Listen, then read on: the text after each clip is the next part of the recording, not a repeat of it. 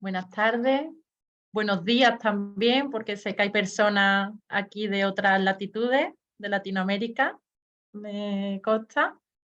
Y bueno, desde Proclade Bética os damos la bienvenida a este segundo panel, al que hemos titulado Frontera y Racismo. Yo soy Ángela y estaré guiando esta sesión junto a mi compañera Carmen, que está en la parte logística, y Isma, que se encargará de las preguntas. Estamos muy contentas, muy ilusionadas por la acogida que está teniendo el proyecto, así que agradeceros mucho que estéis hoy aquí, ¿no? Y el interés que habéis mostrado. También quiero agradecer a las entidades que han colaborado, que no son solo las que aparecen en el cartel, sino que se han implicado muchas más en la difusión y en la participación.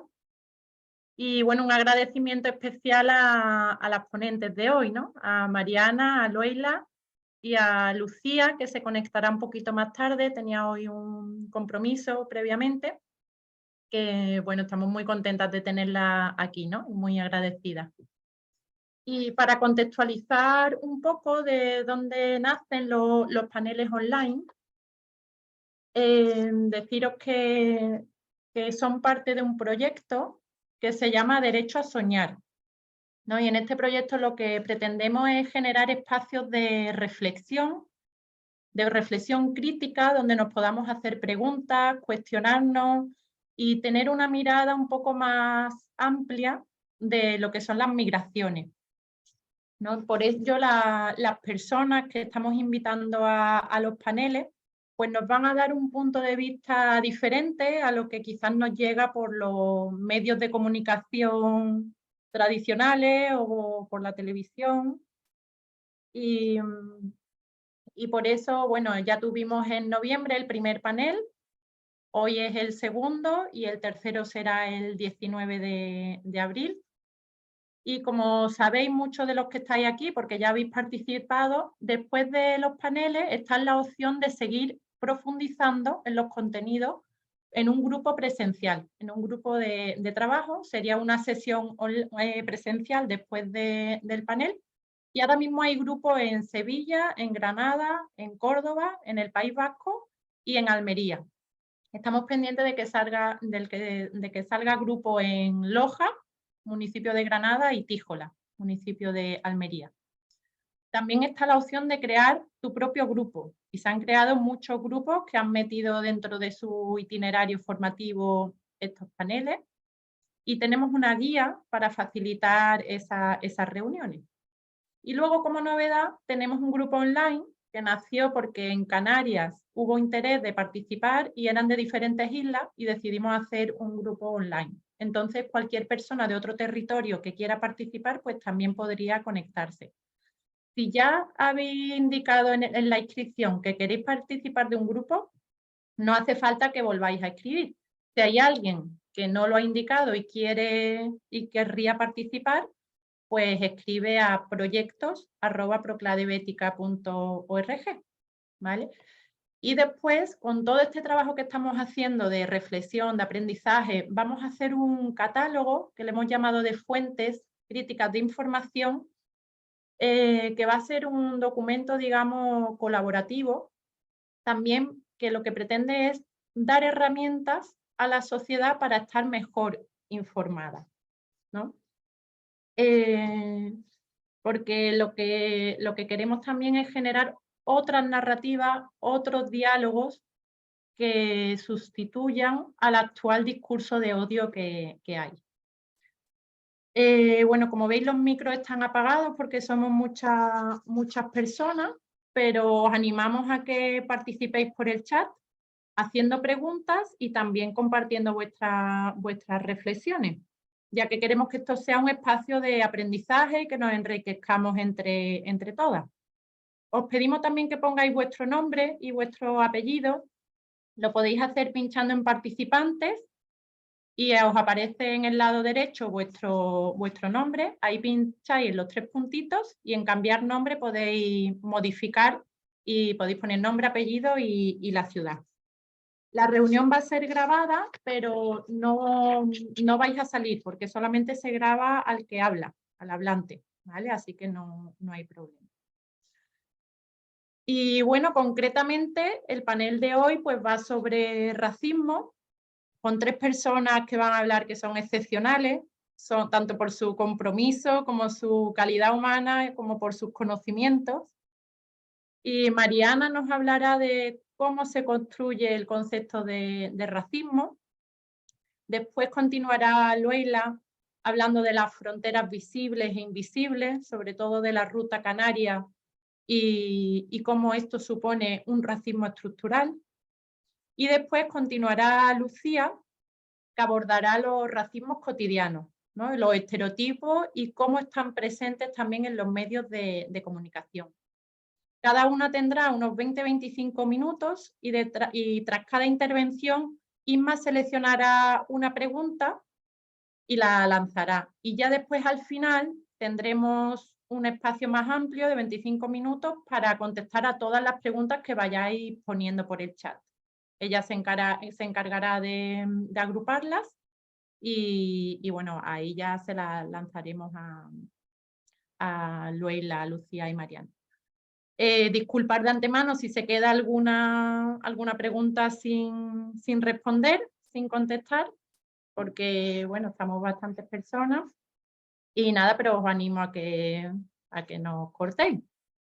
Y bueno, yo sin más dilación voy a pasar a presentar a Mariana Olisa. Ella es brasileña, formada en periodismo, posgraduada en estrategias de comunicación en la Universidad de Barcelona y es colaboradora de la revista Afrofémina y Pícara Magazine. Participó en el libro Cuando somos el enemigo, el activismo negro en España, de 2019, y es docente en la formación África subsahariana en un mundo multipolar, de la Universidad de Barcelona, donde también se dedica al tema de feminismos negros, interseccionalidad y violencia simbólica. También es parte del colectivo afrofeminista de Barcelona, que es un proyecto autogestionado que busca el empoderamiento intelectual de las mujeres negras. Así que bueno, yo ya me callo y te doy la palabra, Mariana.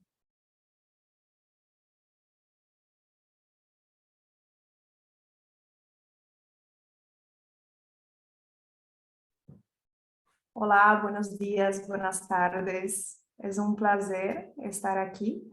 Siempre me parece interesante como aunque estéis lejos, ¿no? Porque imagino que hay gente que está en España, hay gente que está en otros países. Es como poder sentir un cierto calor humano, que siempre me parece interesante, ¿no? Que aunque es distante, pero estamos aquí en ese momento. Vamos a empezar entonces porque que ese tiempo sea productivo para nosotras. Para mí fue un poco desafiador pensar en lo que iba a hablar finalmente, qué cosas me parecían esenciales para estar hablando en un tiempo que es relativamente corto. Y entonces yo he dividido la presentación en 2 partes, ¿vale?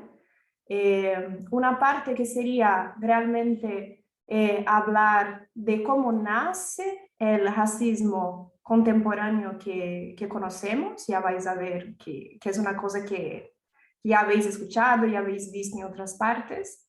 Y luego una segunda parte que es para que podamos pensar juntas. Voy a decir en femenino, pero estoy incluyendo también todos los demás.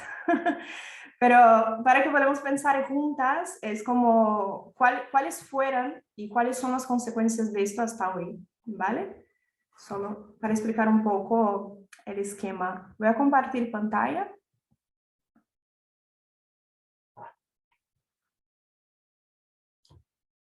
Aquí. Presentación.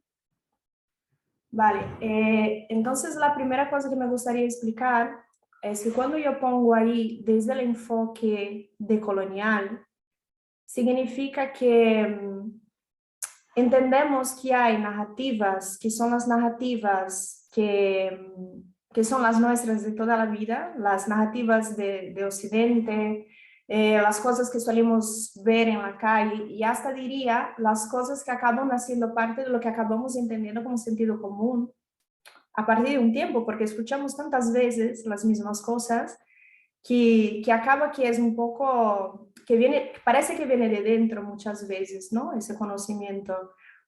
Pero la propuesta decolonial es una idea que es como, vale, tenemos esa narrativa, que es la narrativa de siempre, la narrativa hegemónica, pero luego hay esas otras narrativas que serían como para ejemplificar las voces que no pudieron escribir los libros y la gente que muchas veces en la historia no ha tenido el protagonismo necesario, el poder necesario para poder tener espacio y explicar su versión, ¿no?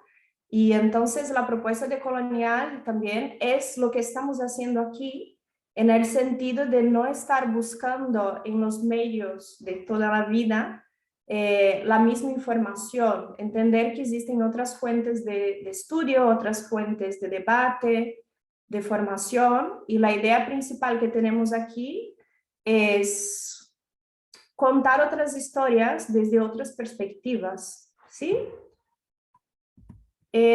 Presento aquí brevemente el proyecto que tengo online, por si queréis seguir.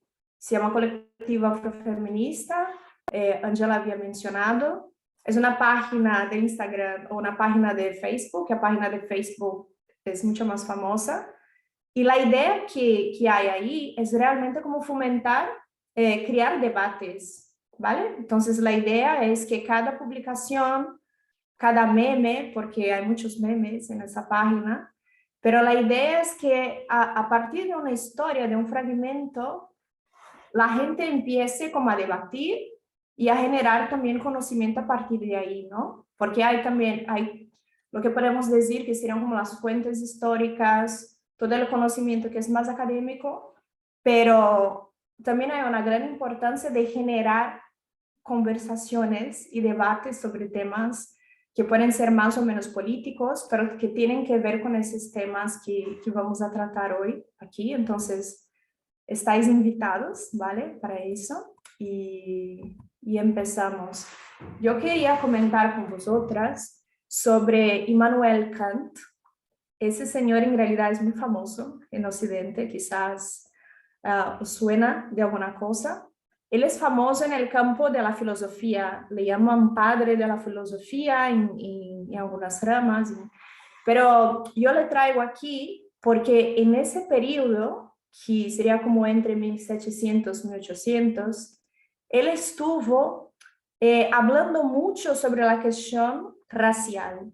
Cuando yo hablo de cuestión racial, yo estoy hablando desde el punto de vista sociológico, ¿vale? Porque sabemos que las razas humanas en realidad no existen en plan biológico, pero sí en construcciones sociológicas de racismo. Entonces, por eso que estoy hablando de las razas y voy a comentar mucho sobre las razas a partir de ahora. Entonces, en ese momento, ese señor empezó a construir teorías de por qué existían las razas, ¿vale? ¿Por qué habían esas diferencias étnicas humanas? Y como era un señor occidental, un señor obviamente que tenía su dinero y su formación también, empezó a poner en la construcción de lo que sería pre-antropología, porque en ese momento no existía antropología moderna como tenemos hoy. Él empezó a desarrollar una teoría de que todos los seres humanos partían de una base que era el hombre blanco moreno, ¿vale? Y de ahí surgieron los demás, que es más o menos ese trabajo aquí. Es ese tipo de trabajo, ¿vale? Voy a enseñar un poco más de fragmentos, pero la idea es esa, que había un género original, y eso, es decir, no hay ninguna base científica, no hay ningún estudio, eso es pensamiento filosófico, ¿vale? Es como son ideas que ha tenido él. Y entonces de ahí y van derivando las otras razas y no es solo una cuestión de etnicidad y de clima, porque eso hasta ahí estaría como razonable, ¿no? Porque muy rubio, clima frío, rojo, frío seco, es una asociación que parece como razonable, pero el problema de esas asociaciones es que también estaba como conectado con inteligencia, con disposición para trabajo, cuestiones más subjetivas, es como si esa persona es honesta o no es honesta, ¿vale? Entonces, ese tipo de mito sobre las razas, de cuáles son más inteligentes, cuáles no son, con relación al racismo, nace ahí, ¿vale? Nace en ese momento con Kant y con otros autores de la época, de alguna manera casi encajando como una justificativa moral para que algunos hombres se quedasen como por encima de otros hombres, ¿vale? Ese tipo de imagen tiene mucho que ver con eso, ¿no? Entonces hay ahí el ser humano como un todo, entre comillas, yo con los deditos aquí, el que es el ser humano, y luego lo que es menos humano, ¿vale? Y ese tipo de comparación, por desgracia, sabemos que hasta hoy existe. La comparación con el mono, la comparación como con seres menos, hasta con el animal en sí, ¿no? Como que el hombre blanco es lo que más se aleja de la naturaleza y de los demás animales, ¿no? Como parece que en nuestra cultura occidental o occidentalizada, tenemos como esa referencia que el ser humano, el hombre blanco, es como un referente de humanidad. Él es el ser humano normal, mira la palabra que estoy usando, y luego los demás, que es como la mujer, ya es específico, ¿no? La mujer negra, ya es doblemente específica, ¿no? Entonces, vamos viendo como cada otro tipo de ser humano que no es el hombre blanco va ganando especificidades gracias a ese tipo de construcción que no tiene ninguna base de por qué, a menos que fue conveniente que fuera de esa manera. Vamos pasando. Cuando Latinoamérica fue invadida, durante la expansión, ¿no?, colonial, de una manera más bonita que está escrita aquí, podemos pensar que el hombre blanco que ya había encontrado, el indígena, ya había encontrado el africano, en ese momento empieza a mezclarse, ¿no? Desde el principio de lo que fue la colonización, y a partir de esa mezcla, lo que pasa es que existen varios grupos humanos que al final en Latinoamérica se comportan como castas. Mira la palabra que voy a usar aquí, castas. ¿Por qué digo castas? Porque de acuerdo con tu color y con tu aspecto, tú vas a estar más arriba o más abajo, ¿no? Estamos aquí delante de una especie de pirámide. Y esa pirámide, si miráis la imagen, la gente de arriba no es solo más clarita de piel, pero tiene las mejores ropas también. Y eso en la práctica significa que tenían mejores condiciones y mejores trabajos, mejores oportunidades, ¿vale? Entonces, de acuerdo con tu etnicidad, si eres más blanco o menos blanco, eso también te posiciona con relación a tus oportunidades en el mundo. A partir de ahí, eso en Latinoamérica, por desgracia, se puede como constatar en muchos grados, ¿no? Como estamos muy lejos digo eso como brasileña también, estamos muy lejos de Occidente, pero por lo menos en Brasil, no sé en vuestros países, pero nos decimos que somos Occidente. Y eso hoy día me parece como una locura, ¿no? En Brasil decir no, porque nosotros de Occidente, ¿sabes? Y el modelo de belleza, por ejemplo, también es del occidental. Y estamos en Brasil con gente que no es occidental, ¿no? Bueno, siguiendo aquí. Eso aquí es una broma, ¿no? Como había comentado. usamos muchos memes y tal, pero también yo creo que es interesante poner porque es un tipo de lenguaje que no vemos en ninguna parte. Sería algo que no se ve como políticamente correcto, quizás en algunas esferas. Es como, ay, pero no hace falta hablar de esa manera, ¿no? Pero vemos que a través del humor también podemos llegar a tener conversaciones que podrían ser muy complicadas de otra manera. Por eso que está ahí, ¿no? Allá van los hombres, los machos blancos a colonizar un espacio que no es suyo. Y cómo que eso se puede como aplicar de varias maneras, ¿no? No solo con relación a colonización, pero como es una cosa que puede incomodar de cierta manera, pero es una discusión que es interesante de tener también, ¿no? Sobre ese meme. Y gracias a ese movimiento de esos señores y de esos barcos, tenemos esa otra imagen que probablemente ya habéis visto, que esa imagen en colorido, veis que los hemisferios del sur no están iguales, pero yo diría que están bastante, bueno, que están los dos bastante explotados. Entonces, si yo fuera a hacer ese dibujo, haría un poco diferente hacia el hemisferio sur de América también, bastante explotado. Pero lo traigo aquí, y disculpa si hablo alguna palabra en castellano que no esté bien, que a veces pasa. Si no entendéis alguna cosa, podéis preguntar. Pero, en fin, está aquí en la presentación porque es importante que tengamos claro que el estado de bienestar que existe en Occidente, la seguridad que existe en Occidente, los salarios de Occidente, los accesos de Occidente a educación, ropa, todo lo que hay, que una maestra de secundaria norteamericana pueda pasar sus vacaciones en París, eso tiene que ver con esa explotación que pasó y aún pasa, ¿vale? Y creo que esa es la frase más importante que yo puedo compartir con vosotras y es como el eje central de la idea que yo quería pasar en esta presentación, ¿no? Es como, es muy fácil que encontremos discursos diciendo, ay, pero eso ya ha pasado hace mucho tiempo.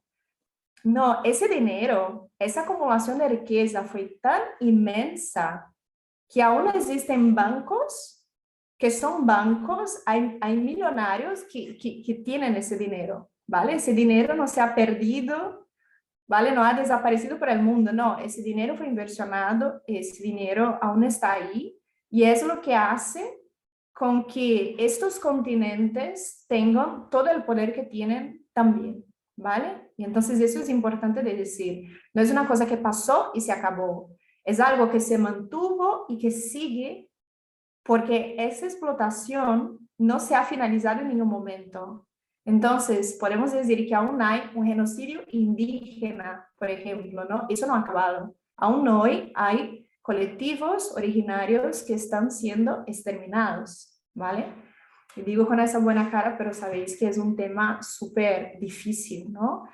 Y fuera otros tipos de saqueo, ¿no? Saqueo de riquezas naturales, para dónde va toda la basura producida por Occidente también, y cómo que podemos analizar lo que significan esas moneditas y lo que significa esa pérdida de muchas maneras diferentes, ¿sí? En fin.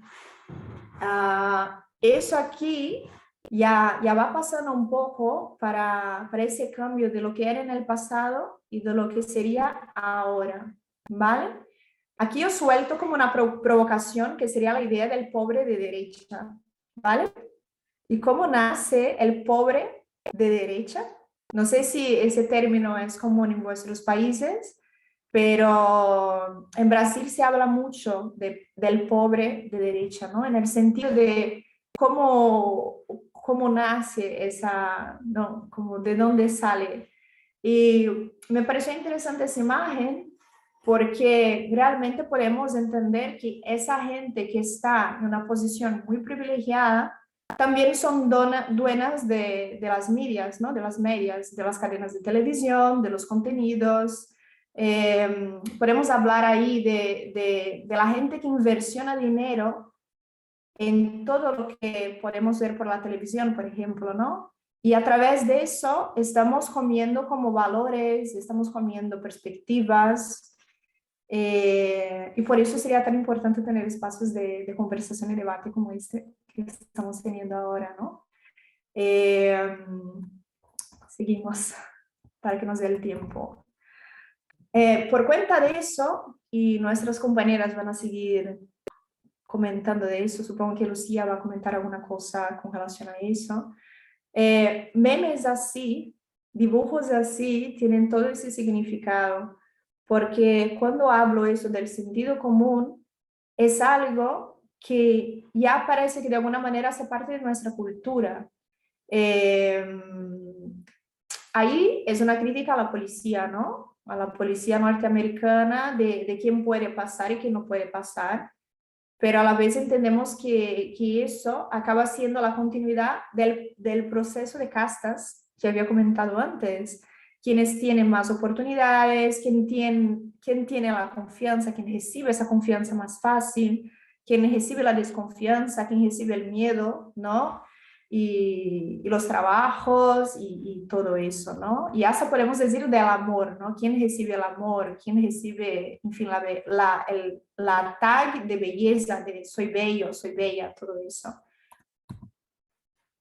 Y aquí sería como lo que yo quería que estuviéramos pensando juntas, porque después de toda esa argumentación, la frase de resumo sería que el racismo sostiene el sistema capitalista donde estamos inseridos hoy, ¿no? Sin la construcción, la existencia de esa explotación humana, que casualmente fue una cuestión de color y de origen, no sería posible que el sistema capitalista tuviera las características que tiene hoy, ¿vale?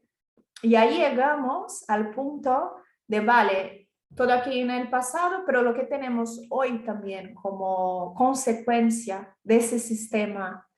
Y entonces, uno de los peores, aunque hay muchos, ¿no? Sería la esclavitud moderna.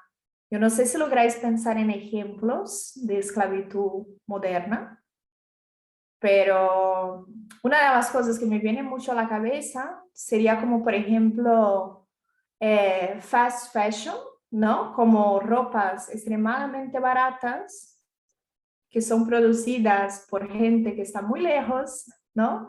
Que trabajan en condiciones muy malas y que al final están ahí para que podamos comprar una camiseta a 5 euros, ¿no? A 5 euros compramos una camiseta, si está de rebajas, y al final parece que normalizamos mucho que no nos importe lo que hay por detrás de ese proceso.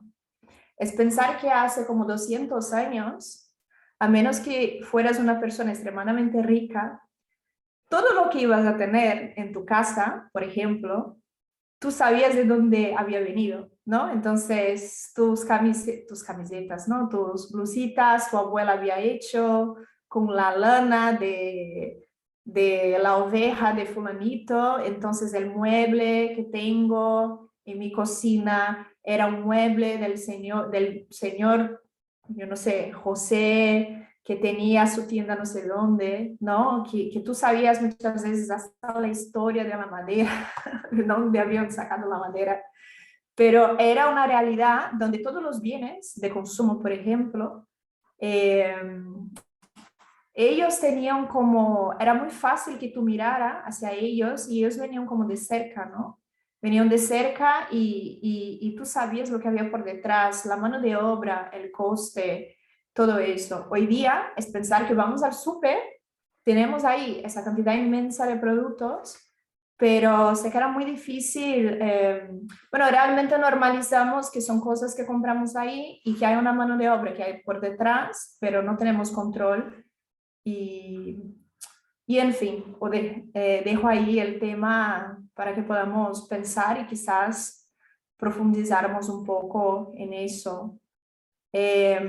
Otras, no sé si queréis como escribir alguna cosa de otras ideas de lo que podría ser esclavitud moderna, pero Alguien ha puesto la industria de la tecnología. Sí, la también industria, empleadas de hogar también han comentado. exacto. Cuando se habla de las industrias de tecnología, supongo que estaba hablando con relación de retirada de minerios, ¿no? Supongo. Pero en fin, es de pensar en esa cuestión de que realmente, como para tener un móvil, no nos estamos preocupando mucho con de dónde sale y, y claro, quiénes están ahí sacando ese minerio de la tierra, ¿no? Y todo lo que está relacionado con eso. Las empleadas de hogar también, yo hasta, sí, las empleadas de hogar, yo hasta diría como muchísimos tipos de trabajo que podemos encontrar hoy, pero que no te pagan por lo que produces, te pagan un sueldo mínimo, ¿no? ¿Y qué significa eso, sueldo mínimo? Es el mínimo para que puedas sobrevivir. Es eso que significa. No es lo que vale tu trabajo necesariamente. No, es el mínimo que puedo pagarte como empleador. Y entonces eso tiene mucha importancia de pensar en si eso sería o no esclavitud moderna. ¿Sí? Bueno, mira, tenemos exactamente ahora 24 minutos y poquito, porque yo había hecho la presentación justo a medida para no pasarme. Y creo que dejamos por aquí. Muchas gracias a la gente que está. Y Sí, luego miramos las Mariana, preguntas. Mariana, habían comentado también otras personas, pues otro tipo de esclavitudes, ¿no? El tema de las compañías rápidas de comida, la deuda de los países del a los países del norte. Están comentando ahora también, ¿no? El tema de la esclavitud de los trabajos agrícolas, en la hostelería, etcétera, ¿no? ¿Quién está ahora además desempeñando ese tipo de trabajos, ¿no? En las sociedades capitalistas del norte, ¿no? Sí, exactamente. También los conductores, yo no sé en vuestros países cómo está el tema del Uber, por ejemplo, pero después del COVID en Brasil y en España hubo una pelea inmensa que no sé cómo están llevando ahora, pero al final, ¿qué hay por detrás de eso, no? Porque nos venden con una idea muy bonita de emprendedor, ¿no? Somos emprendedores. Y positiva mucho el sacrificio que puede haber por detrás de emprender y total, todas esas historias de gente que tiene que trabajar mucho más de lo que tenía que trabajar por salud, ¿no? Y luego, ¿por qué encontramos tantas narrativas así y no narrativas, por ejemplo, que hablan de justicia social, que hablan de que podíamos quizás muchas veces trabajar menos horas y optimizar líneas de trabajo, líneas de producción, ¿no? Y sí, al final, ese es el tipo de cosa que en debate es muy guay, ¿no? Que salgan como todas las ideas y porque sí, porque hay muchas maneras donde podemos ver que se materializa esa esclavitud moderna y además ver que en los últimos años, no sé en vuestros países, pero se ha agravado bastante, ¿no? Las condiciones en muchos sitios por cuenta del COVID mismo. Y dónde estaremos en 5 años, en 15 años. En Brasil, además, con Bolsonaro, ¿no? Me río de nervios, pero con Bolsonaro hubo un cambio completo de las leyes de trabajo que llaman reforma, ¿no? Ese nombre tan bonito, llaman reforma, pero en realidad es un destrozo, es una... Realmente como acaban con las leyes de protección a los trabajadores. Y a eso llaman reforma. Supongo que eso va a pasar en España también. Me suena mucho que eso va a pasar en España hace como quizás unos 15, 20 años también. No me voy a aprofundar porque no sé al cierto eso históricamente. Pero eso hace parte como de pensar en cuáles son las narrativas que acabamos recibiendo y la importancia de crear contranarrativas y apoyar quizás personas y iniciativas de comunicación que no estén atadas a esa gente y a ese poder, ¿no? Todo ese poder mediático que conocemos hoy y Vale, normalizamos. pues muchas gracias, Mariana, por tu exposición. Vamos a continuar. Han salido cosas interesantes en el chat, pero ya las guardamos esas preguntas para el final y así damos paso a Loela. También se ha conectado ya Lucía, le damos la bienvenida. Y voy a pasar a presentar a Loela el Mami, más conocida como Lala. Ella es abogada experta en el área de extranjería, activista saharaui, defiende los derechos de las personas migrantes en Canarias y tiene una frase que me gustó mucho que dice que creo en la amabilidad y en la ternura como posicionamientos políticos. Y reconoce que no concibe la vida sin el activismo, porque se ha criado en un campamento de personas refugiadas. Ha participado en varios documentales, uno se llama Aquí estamos y el otro se ha estrenado en 2022 y se llama Anatomía de las fronteras, muy interesante también. Así que bueno, damos paso a Loela. Muchas gracias por estar aquí. Hola, buenas. ¿Me escucháis bien? ¿Sí? Bueno, pues buenas tardes a todas y a todos. Muchas gracias por querer escucharnos una tarde, que sé que todos estamos desbordados, nuestras vidas son caóticas, vamos corriendo.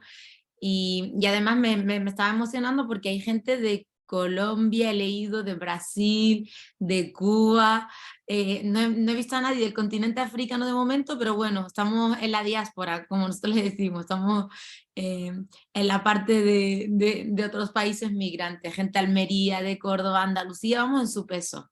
Muchísimas gracias a Proclade Bética por unirnos a, sobre todo por esos super paneles que habéis montado, de varios compañeros y compañeras que están también en la lucha, que yo creo que es una lucha que puede parecer exagerada o desmesurada para algunos, pero yo creo que en la práctica, por lo que estamos viviendo y cómo lo estamos viviendo, se hace necesario.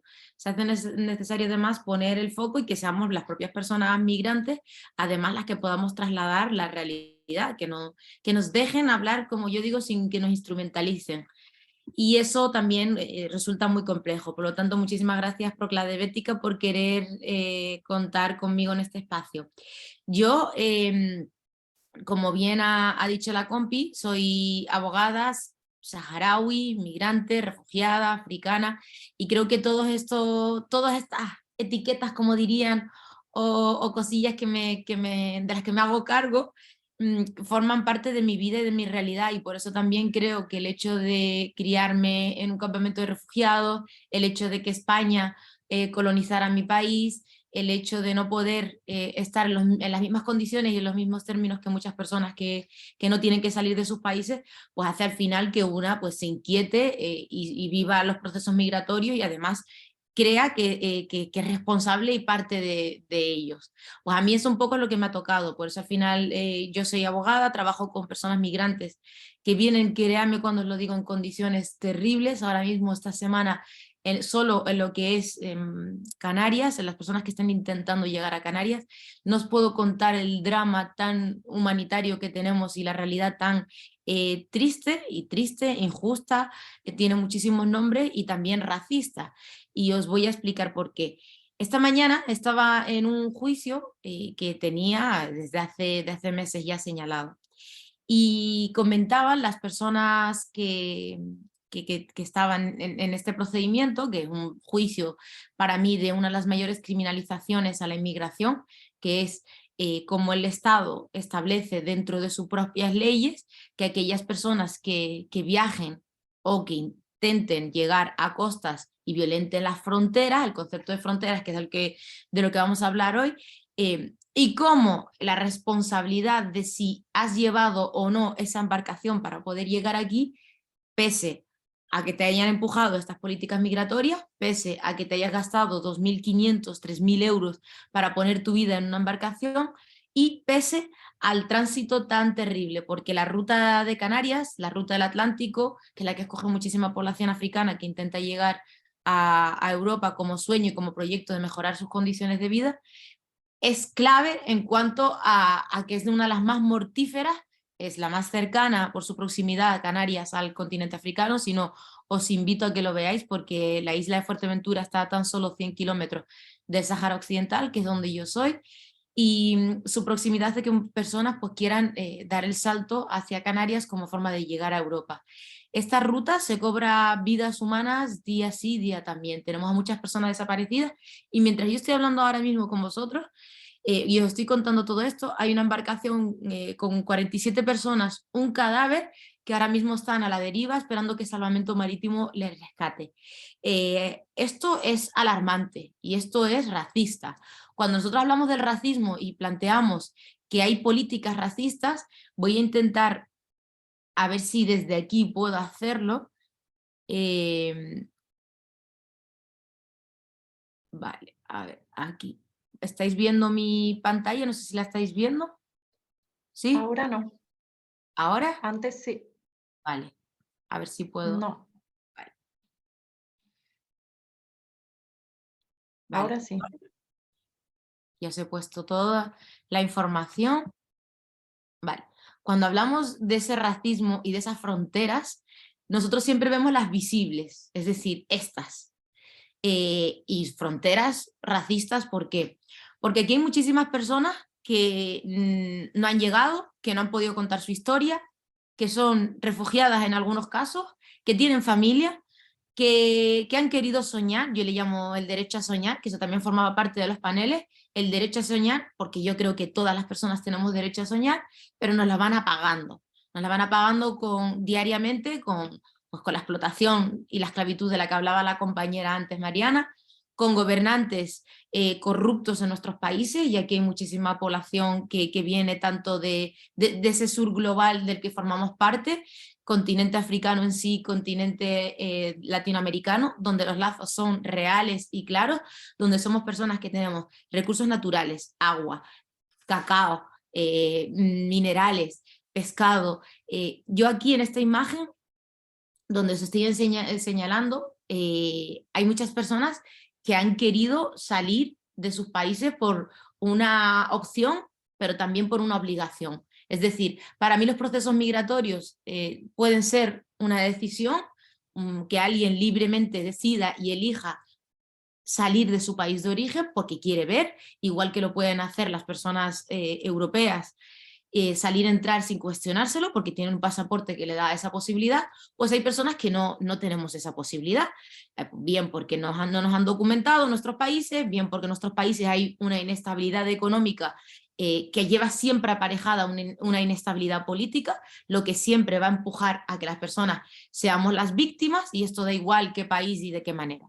Pero para mí esta imagen es representativa de las fronteras visibles que existen, es decir, no os podéis imaginar cuántas personas de las que hay ahí ahora mismo se ha gastado 2.000 y 3.000 euros, que no tiene mucha gente europea para viajar, para llegar hasta esa valla.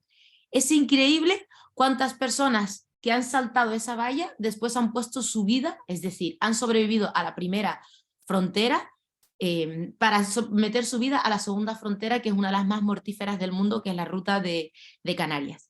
No os quiero contar cuántas personas hay ahí que han intentado solicitar protección internacional, refugio, porque han sido perseguidas por cualquier motivo ideológico, político, minorías étnicas, cualquier cuestión dentro del encaje del Estatuto de Refugiado, pero que no importan sus historias. Hablamos de racismo porque estas personas que están, y que para mí sus vidas sí importan, son la imagen clara de cuando unas fronteras se convierten en un mecanismo para jugar con las vidas humanas. 77 personas desaparecidas en la valla de Melilla, 77. 14 solo lo que va de esta semana, 14 solo personas en lo que va de esta semana en la ruta de Canarias intentando llegar. Y cuando llegan, o sea, imaginaros una de las personas, por ejemplo, el que tiene la chaqueta roja que aparece allí, imaginaros que sobrevive a los golpes de las autoridades marroquíes, a los golpes de las autoridades españolas, que encima sobrevive por la arbitrariedad y la aleatoriedad y el azar de la vida, que consigue llegar a una zona en Marruecos donde puede intentarlo, acaba intentando salir por la ruta de Canarias, donde está una semana literal, y estas son historias que aquí a mí me gusta hablar de historias para que no nos olvidemos de las personas, porque aquí hay muchas historias y lo que nos enseñan son manos, como dicen muchas veces, y son los nadie de Eduardo Galeano.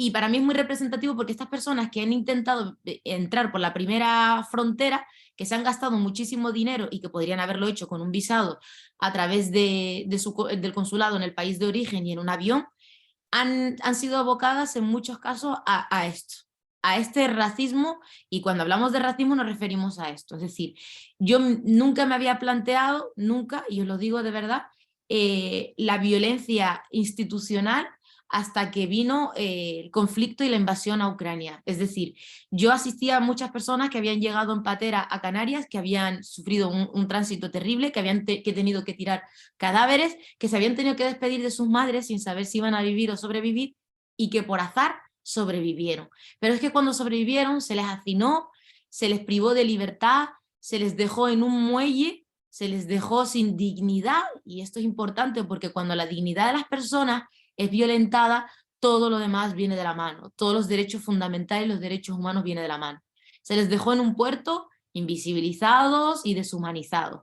Y esta deshumanización, donde cuando llegan son marcados por el número de su patera y no por su nombre, ni por su apellido, ni por su historia, marca toda su vida.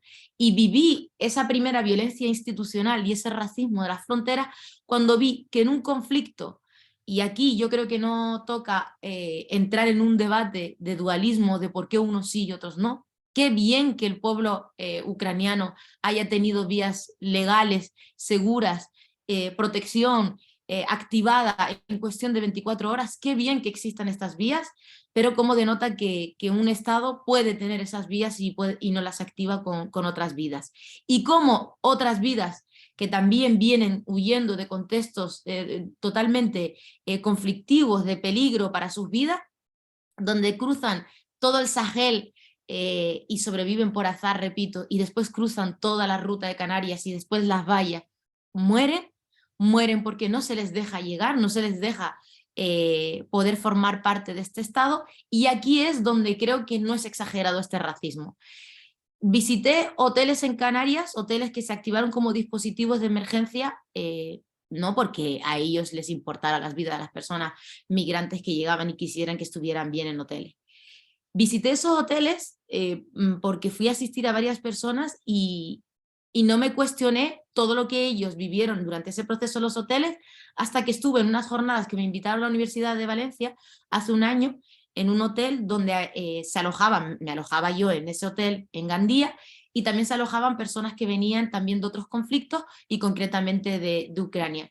No me había cuestionado nunca el racismo institucional tan reflejado y tan de golpe hasta que me golpeó de alguna manera en la ruta de Canarias, y en esa contraposición de cómo viví, como a personas no se les vulneraba su dignidad, es decir, podían seguir con sus historias pese a haberlo perdido todo, población que venía de Ucrania, que ha perdido toda su vida, que ha perdido toda su historia y que ha dejado mucho atrás, que ha perdido sus casas y que ha perdido a familia, cómo esas personas podían seguir sosteniendo su dignidad en una habitación de un hotel, cómo podían compartir un espacio de desayuno conmigo, pero sin querer me transportó directamente a cuando tuve que trasladarme a todos los hoteles del sur, de la isla de Gran Canaria y de Tenerife, donde viví la realidad de este golpe de fronteras, de gente que venía también con sus historias, que habían perdido a su familia, que habían perdido a gente que querían en el camino, que habían sobrevivido por el azar, que les habían empujado a salir de sus países, que no podían hacerlo en avión y que una vez que habían llegado estaban descalzas. El chándal que llevaban era un chándal de hace semanas. ¿Por qué? Porque había un protocolo con las ONGs para poder repartir su ropa. Donde en ese hotel donde estaban invisibilizados y totalmente deshumanizados porque no podían compartirlo con otras personas. Es decir, yo podía compartir un hotel con una persona que viniese de Ucrania, pero yo no podía compartir ese hotel cuando yo fui al sur de Gran Canaria con chicos que venían de Mali, un país que lleva en conflicto años, donde la gente te relata lo que vive diariamente y parece que esto no, su historia no importa porque ellos sí que son negros y no van a poder compartir un hotel contigo. No vaya a ser que me hagan algo malo a mí, ¿no? Pero sí que hay otras personas blancas que van a poder disfrutar y seguir conservando su dignidad. No me había cuestionado todo esto hasta que me golpeó esa realidad con la que trabajaba diariamente. Una realidad donde las personas que llegaban, que huían de otros conflictos, donde habían sobrevivido a una embarcación, y créanme cuando os lo digo que no hay nada peor que alguien te cuente que ha estado 10 días en el mar sin saber si iba a vivir o morir, con la mirada perdida porque este mundo no está dispuesto a parar para el que lo necesita, pero además cuando nos señalan que han estado tirando cadáveres en el mar, que eran amigos, que eran familia y que eran vecinos, encima llegaban y no les mirábamos a los ojos. Yo siempre hablo de mirar a los ojos como responsabilidad dentro de la vida, de esa frase que leía antes la compañera de la amabilidad y la ternura. Esa frase no es mía, esa frase es de Roy Galán, que es un escritor de La Laguna, que habla de la amabilidad y la ternura como posicionamientos políticos y como actos revolucionarios de que las personas seamos tiernas.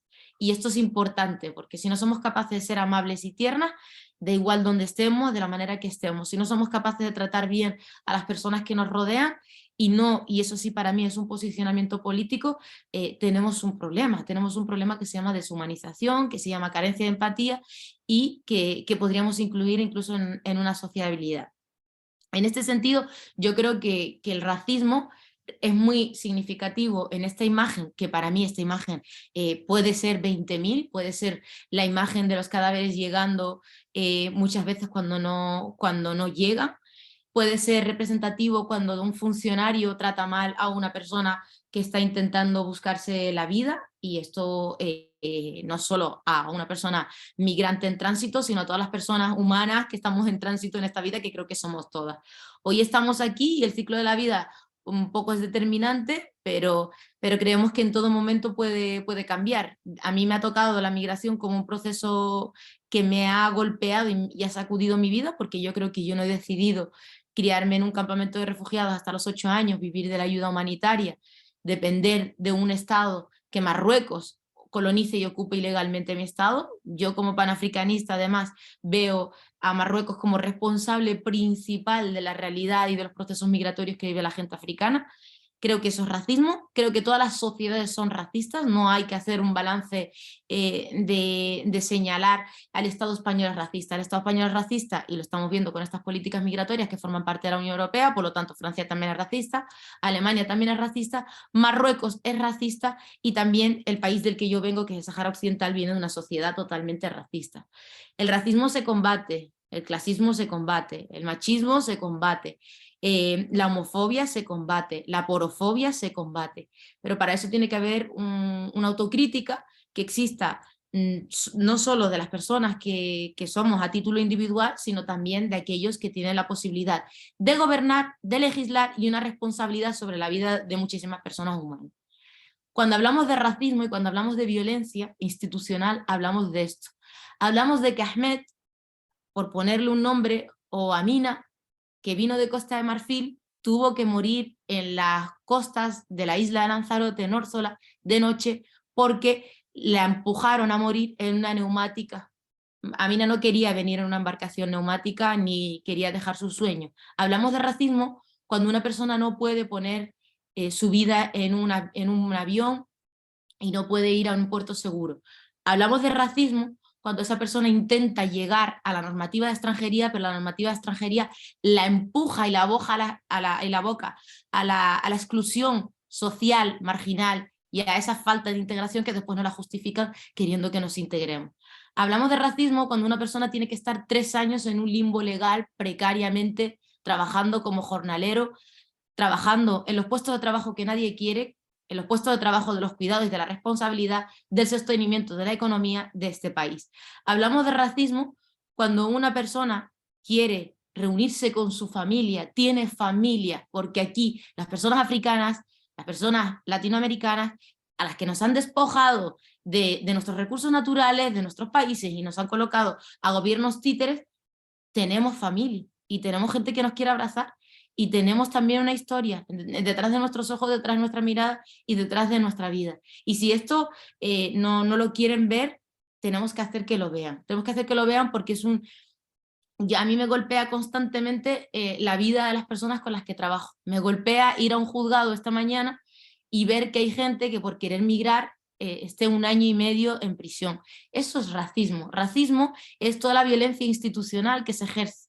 Y la ejerce Marruecos como responsable de uno de los países principales con acuerdos comerciales que no solo afectan a la población marroquí, que es ahora mismo la mitad de la población que se está arriesgando y que está poniendo su vida en el mar. Esto es muy importante, que tenéis que entenderlo. Marruecos es una monarquía muy rica, que tiene a un rey muy rico que no vive en su país, que tiene a una población en situaciones muy precarias, donde además más del 50% de las personas que están llegando a Canarias vienen de Marruecos. Esta situación que sufre el pueblo marroquí no la sufre solo el pueblo marroquí, la sufre el pueblo saharaui, del que yo vengo, ocupado ilegalmente, con además la complicidad de los países de la Unión Europea y España como responsable, que ya hemos visto ese cambio de posicionamiento político y las consecuencias que ha tenido también sobre la vida de muchas personas en las vallas y también en la ruta de Canarias y en el Sáhara Occidental. Esto que está haciendo Marruecos no solo afecta, repito, al pueblo marroquí, al pueblo saharaui, a los pueblos que intentan luchar por su liberación dentro del propio pueblo marroquí y además a todo el pueblo africano. Esto es racismo, esto es violencia y también hay que señalarlo, porque se nos olvida que Marruecos es responsable principal y directo que ejecuta dentro del continente africano y que es el México dentro de Latinoamérica. Es el tapón que quiere dejar que los sueños de las personas migrantes se vean totalmente apagados. Yo creo que es muy complejo sintetizar lo que supone la violencia y las fronteras, pero las fronteras no solo son esas, las que te impiden viajar. Las fronteras también son cuando intentas regularizar tu situación y no puedes. Las fronteras son que pese yo, que he llevado más de 20 años de mi vida aquí, con un país que me ha colonizado y que me ha dado el idioma y una serie de circunstancias, pero que me ha empujado y me ha abocado a estar constantemente peleando con un limbo, siendo letrada y trabajando dentro del Ministerio de Justicia, habiéndome formado aquí, es el mismo que crea que no estaba suficientemente integrada. Es el mismo que aboca y que empuja a muchas personas por su arbitrariedad constante a que se mueran. Es el mismo que crea políticas y que legisla para que una persona que se ha jugado la vida, que llega y que encima tiene que asumir llevar la embarcación, porque si no lleva la embarcación se muere y queda a la deriva en mitad del Atlántico, después tenga que ir a prisión 4, 5, 6, 7, 8 años de su vida. Hablamos de violencia cuando nos referimos a que hay muchas posibilidades de hacerla, y yo no sé si yo tengo la correcta y no sé si sé dar con la, como dirían aquí, con el interruptor que pueda cambiarlo, modificarlo. Pero es responsabilidad, y aquí yo todos los días cuando me levanto y tengo que ir a ver a una persona y tengo que asistirla y tengo que hacer mi trabajo, hablo de la responsabilidad y de mi compromiso en hacerlo. Por lo tanto, yo creo que cuando yo tengo que asumir mi responsabilidad y mi compromiso, que esto no es solo mío, sino de todas y de todos, que tiene impacto directo además en la vida de las personas con las que estamos trabajando, tiene que tenerla también aquellos que legislan, que quiénes son, que esto es importante, en su totalidad, pues personas, y aquí lo vimos con la resolución que hubo del Tribunal Europeo de Derechos Humanos, donde yo me gustaría en muchas ocasiones, y siempre lo digo, coger de la mano a aquellos que están legislando, porque si son psicópatas y no sienten el daño que causan, pues correcto, pero si no lo son y desconocen totalmente que están causando un daño directo a personas y que están perdiendo su vida, que sean conscientes de que cuando toman una decisión, ya sea una resolución judicial, una ley o un articulado, una política determinada, una decisión en un consejo, cualquiera, cogerles de la mano y llevarles al lugar, llevarles a la valla,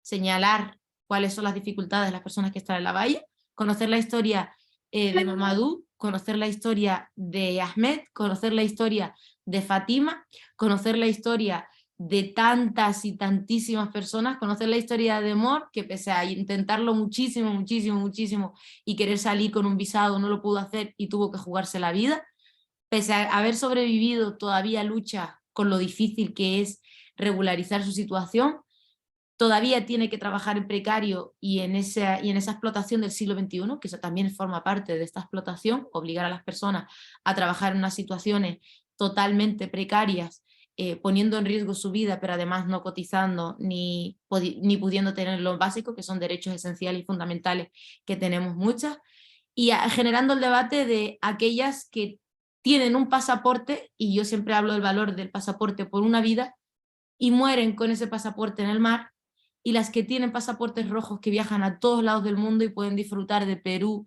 y de ceviche de Perú, pueden bailar en Cuba, pueden ir a Senegal a comer mafe, pueden ir a Vietnam si quieren a darse un baño, y no se han cuestionado que otras personas no lo puedan hacer.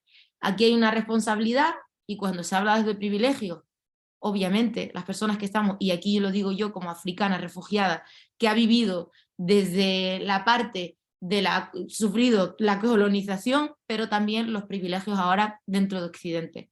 Si no, las personas no asumimos nuestra responsabilidad, el resto de personas que tienen fronteras constantes en su vida van a ser privadas de libertad, van a morir en el camino, en el peor de los casos, van a ver sus sueños frustrados y las vamos a empujar a la exclusión. Y después nos pedirán que nos integremos para poder acreditar que estamos debidamente integradas dentro de una sociedad para que nos dé la nacionalidad española. Pero déjenos integrarnos, déjenos las vías legales para poder viajar, déjenos los mecanismos para poder regularizar nuestra situación, déjenos formar parte de este Estado, porque yo creo que de este y de todos, porque yo creo que si unas por su color de piel pueden, con el ok de antes, habrá que transformar ese not ok de las que tenemos el color de piel algo más oscuro. Os doy las gracias a todas y a todos por escucharme. No me quiero extender para cumplir con los plazos, por si tenéis preguntas, por si tenéis alguna inquietud. Sé que hablo muy rápido, que un poco este atropello profesional mío y este corre-corre en el que me hallo diariamente, pues sea un poco responsable, pero de verdad que estoy a vuestra entera disposición para cualquier cuestión que queráis plantearme en relación a todo lo que os he contado. Si tenéis alguna duda, también estoy a vuestra entera disposición, mi teléfono, mis datos, para cualquier cuestión que tengáis. Muchísimas gracias, Loela, por transmitirnos tanto y movernos también un poquito por dentro. Vamos a dejar que la gente vaya escribiendo preguntas en el chat y las vamos a dejar todas para el final, y así damos paso a Lucía. ¿Vale? Paso a presentar a Lucía Bomio. Ella es licenciada en periodismo, máster en desarrollo y ayuda internacional, diplomada en dirección y guión de documentales, divulga contenido antirracista, es reportera de televisión, ha pasado por programas como Madrid Directo, Españoles en el Mundo, Método Gonzo, Aquí la Tierra, y colabora en varios medios como El País, Pícara, Contexto o La SER.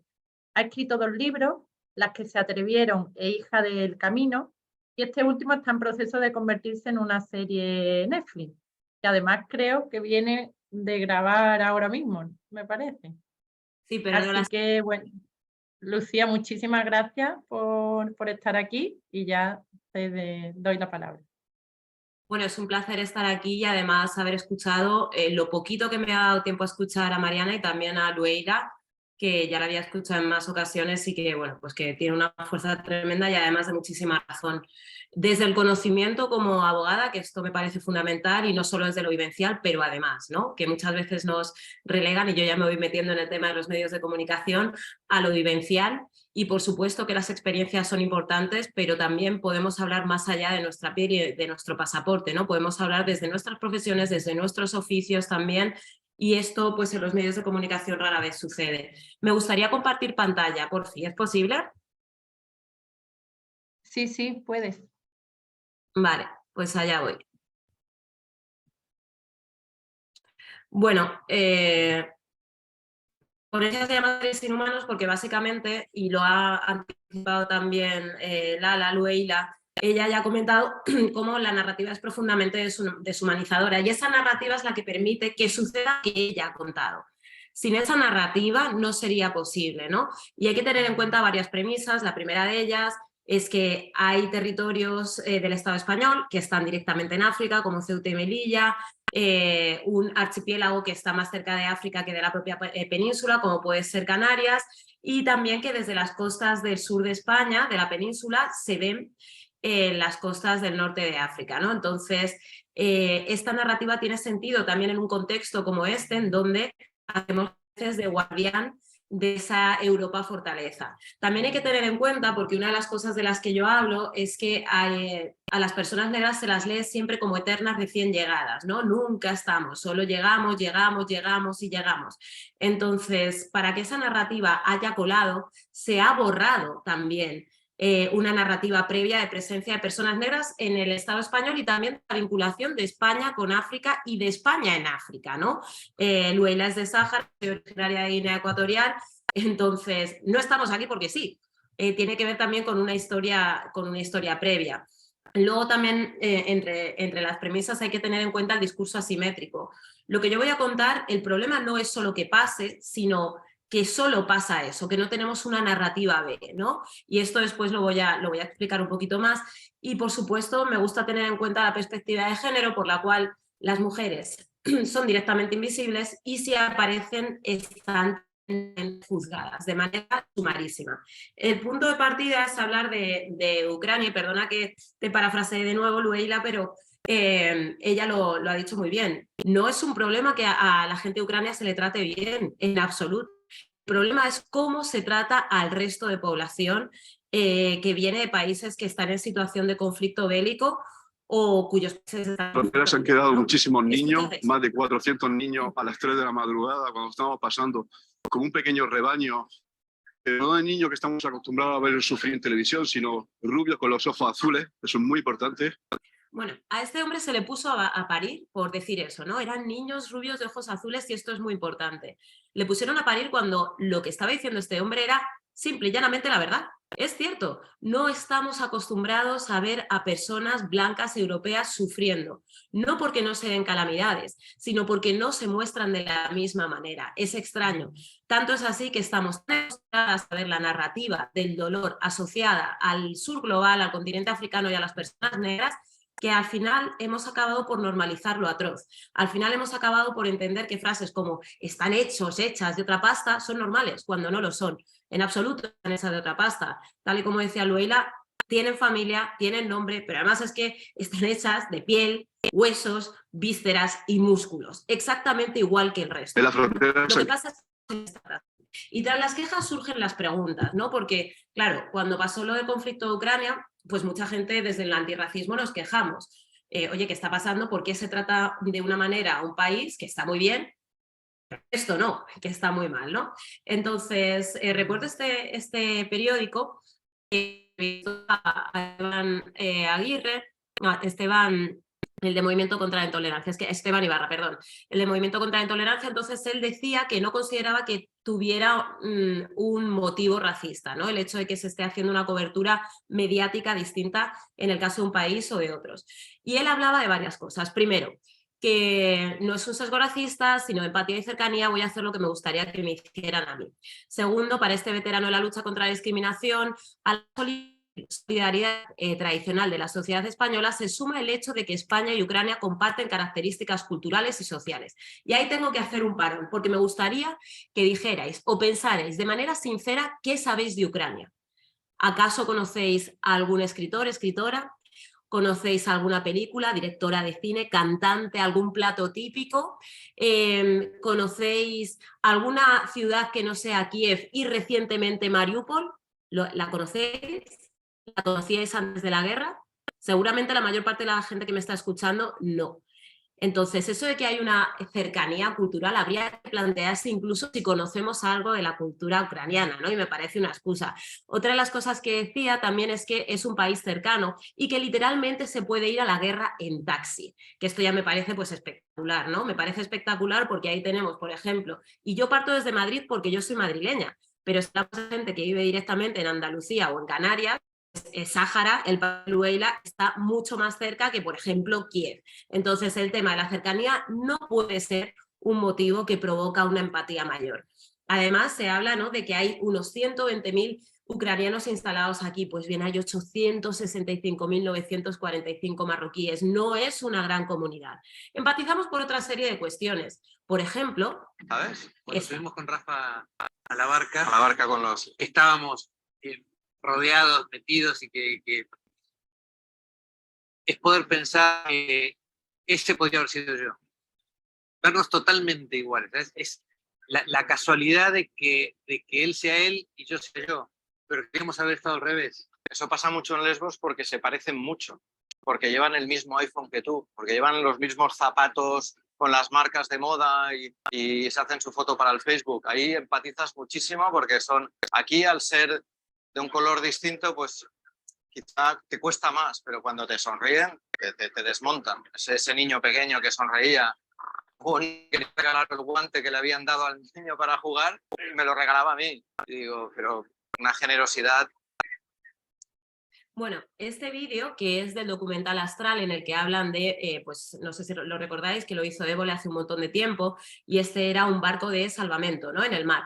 Entonces, lo dice claramente, pues es que a los de Lesbos nos parecíamos más por elementos como que tuvieran un iPhone, pero también está la cuestión fenotípica, lo dice, bueno, estos como tienen la piel más oscura, sin embargo, ese niño que me sonríe y me entrega, que una vez más esto ahonda en algo que veremos después, que tiene que ver con la narrativa de la excepción, cómo tienes que ser un ser sobresaliente, ¿no? Estar en un momento de desgracia y entregar un guante y sonreír para que te consideren un igual. La empatía por semejanza existe y es tremendamente humana, y no solo humana, sino profundamente visceral, de las tripas, ¿no? Es la misma por la cual yo, pese a que haya nacido en España y tenga ese pasaporte del que habla Lueila, que me da un montonazo de privilegios, pero yo cuando jugaba la selección francesa o la holandesa, que tenían un montonazo de personas negras, iba con esas selecciones, ¿no? Es profundamente visceral. Sin embargo, a mí me sucede también que llevo toda mi vida empatizando con personas blancas, porque al final, por el hecho de ser una comunidad minorizada, una minoría en este caso, pues todas las narrativas estaban protagonizadas por personas blancas. Pero es interesante esto, y es interesante también eso de la semejanza, ¿no? Porque un día me dio por poner ucraniano en Google, y esto era lo que me salía, entre otras cosas, ¿no? Un chico rubio de ojos azules, y me dio por compararlo, por ejemplo, con un español medio, porque el de la derecha es Vicente del Bosque cuando era joven, ¿no? Que también me hace mucha gracia la semejanza, y hay que tener, pues, pienso que hay un punto guanabí. ¿Hay gente de ojos azules en España? Sí, pero os parecéis más el español medio a un libanés o a un sirio o a un marroquí que a un ucraniano. Así que ni siquiera la empatía por semejanza me funciona demasiado en el caso de Ucrania. Dicho esto, el problema, como decía Lueila, no es Ucrania en absoluto. Pero ¿de dónde proviene esa asimetría? ¿Por qué un país sí y otro no? Bueno, pues las imágenes tienen mucho que ver, y esa narrativa que viene aparte de muy atrás. La deshumanización de los cuerpos negros no es reciente en absoluto, los cuerpos negros de los cuerpos africanos. Viene de la época de la esclavitud, y la gente dirá, la esclavitud desde hace un montón de tiempo. Pues sí, desde hace un montón de tiempo en la esclavitud transatlántica, quiero decir, pero su discurso todavía permea. Al principio hablaban de alma, ¿no? Pues había cuerpos que tenían alma y otros no. En una época profundamente teocrática en la que la religión tenía un montón de peso, pues ¿no? Entró, vale, de acuerdo, unos cuerpos tienen alma y otros no, así que les hacemos trabajar generación tras generación en otro continente hasta que bueno, pues ya el modelo económico que requería esclavitud, que era el de las plantaciones, da paso al de la industrialización y por tanto ya no necesitan a personas esclavizadas sino a proletarios y cambia la cosa. Pero entre medias se coló el racismo sistémico, ¿no? Que cuando seguían necesitando azúcar que llegaba de Cuba, por ejemplo, o de Puerto Rico, entonces apelaron a otra serie de diferencias cuando ya estaban en plena ilustración, ya no valía hablar de almas, había que hablar de otras cosas. Entonces comenzaron las mediciones craneales y de genitalidades para arguir que había una raza que era la del pensamiento, la razón, la delicadeza, y se cuela de nuevo el género en el caso de las mujeres, y las bajas pasiones, instintos irrefrenables en el caso de las personas negras, ¿no? Eran menos humanas, tenían menos capacidad de pensar, era músculo versus cerebro. Entonces esto viene de muy atrás, seguían siendo menos humanos. Obviamente no podemos seguir expresándonos de esa manera en pleno siglo XXI, en 2023, pero se cuela, como decía, ¿no? Además suceden más cosas. Yo soy periodista, una de las pocas cosas con las que me he quedado de la facultad, porque son 5 años un poco así, chingui chingui, como dice un amigo, la carrera es algo que se aprende haciéndola. Y algo que sí que he aprendido, tanto en la carrera como en el ejercicio de la profesión, es que hay que responder a las 5 WH. Sin embargo, la cobertura de gente que llega a España, de personas migrantes, es profundamente antiperiodística, porque no se responden a esas 5 WH, que son what, where, no, when, qué, cómo, cuándo, dónde, por qué y quién. El quién jamás aparece. Vemos masa, esas manos flotando en el Mediterráneo, en el Atlántico, esas cabezas escupiendo agua que han vomitado, por ejemplo, ¿no? Pero vemos masa, no vemos individuo. Vemos a dónde llegan, pero no nos cuentan de dónde vienen, nos hablan de África subsahariana, eso no existe, comprende más de 40 países y además también hay gente que viene de Magreb. Por otro lado, al no decirnos específicamente de qué países vienen, tampoco estamos conociendo sus porqués, que pueden ser múltiples, porque las personas, como sabéis, tenemos raíces, pero son solo simbólicas, no nos atan a la tierra, podemos movernos, podemos desplazarnos y ¿sabéis qué? Que es un derecho migrar, si quieres te puedes mover. Entonces, te podrías mover por lo que te diera la gana, por mejorar tu vida, por estudiar, por curiosidad, pero hay gente también que abandona su país por tierras de las que aquí no se hablan, porque solo existe una, Ucrania, ¿no?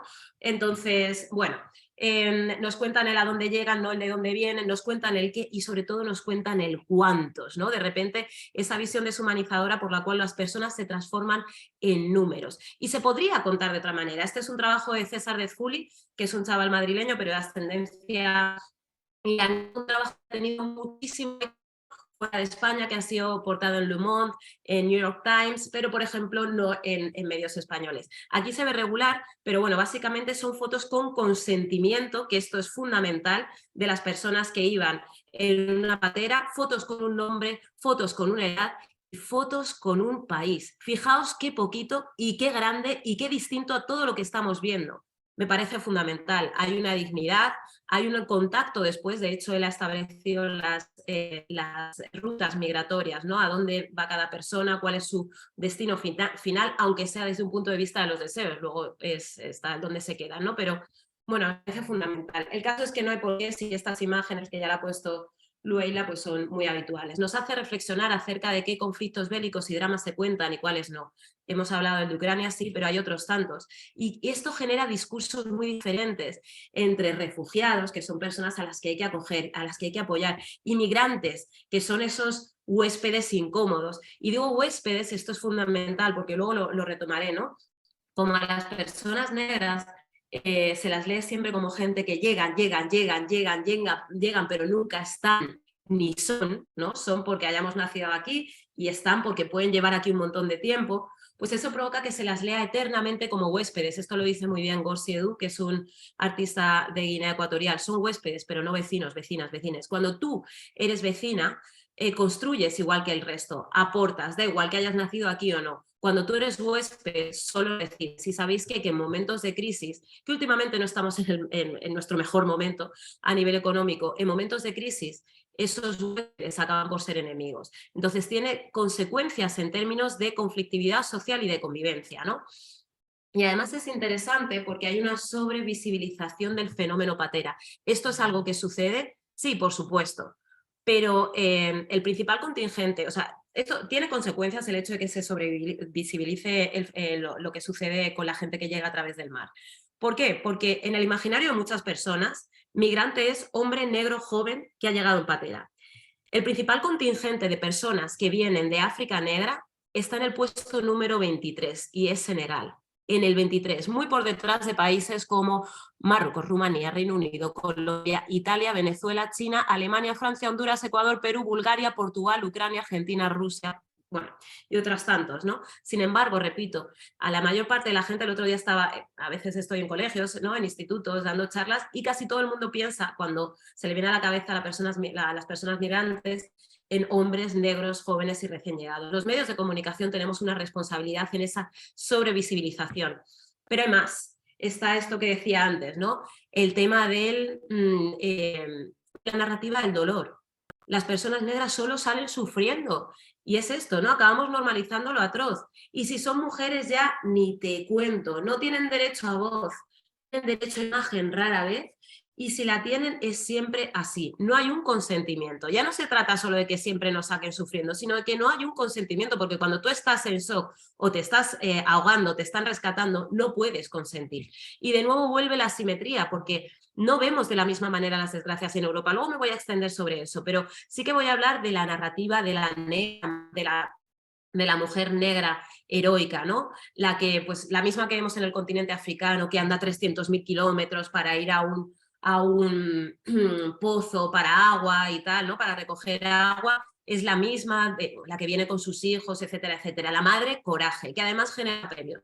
Pero ¿sabéis qué sucede si hay una desgracia, si hay un problema? Pues que de madre coraje pasa a ser a madre irresponsable, ¿no?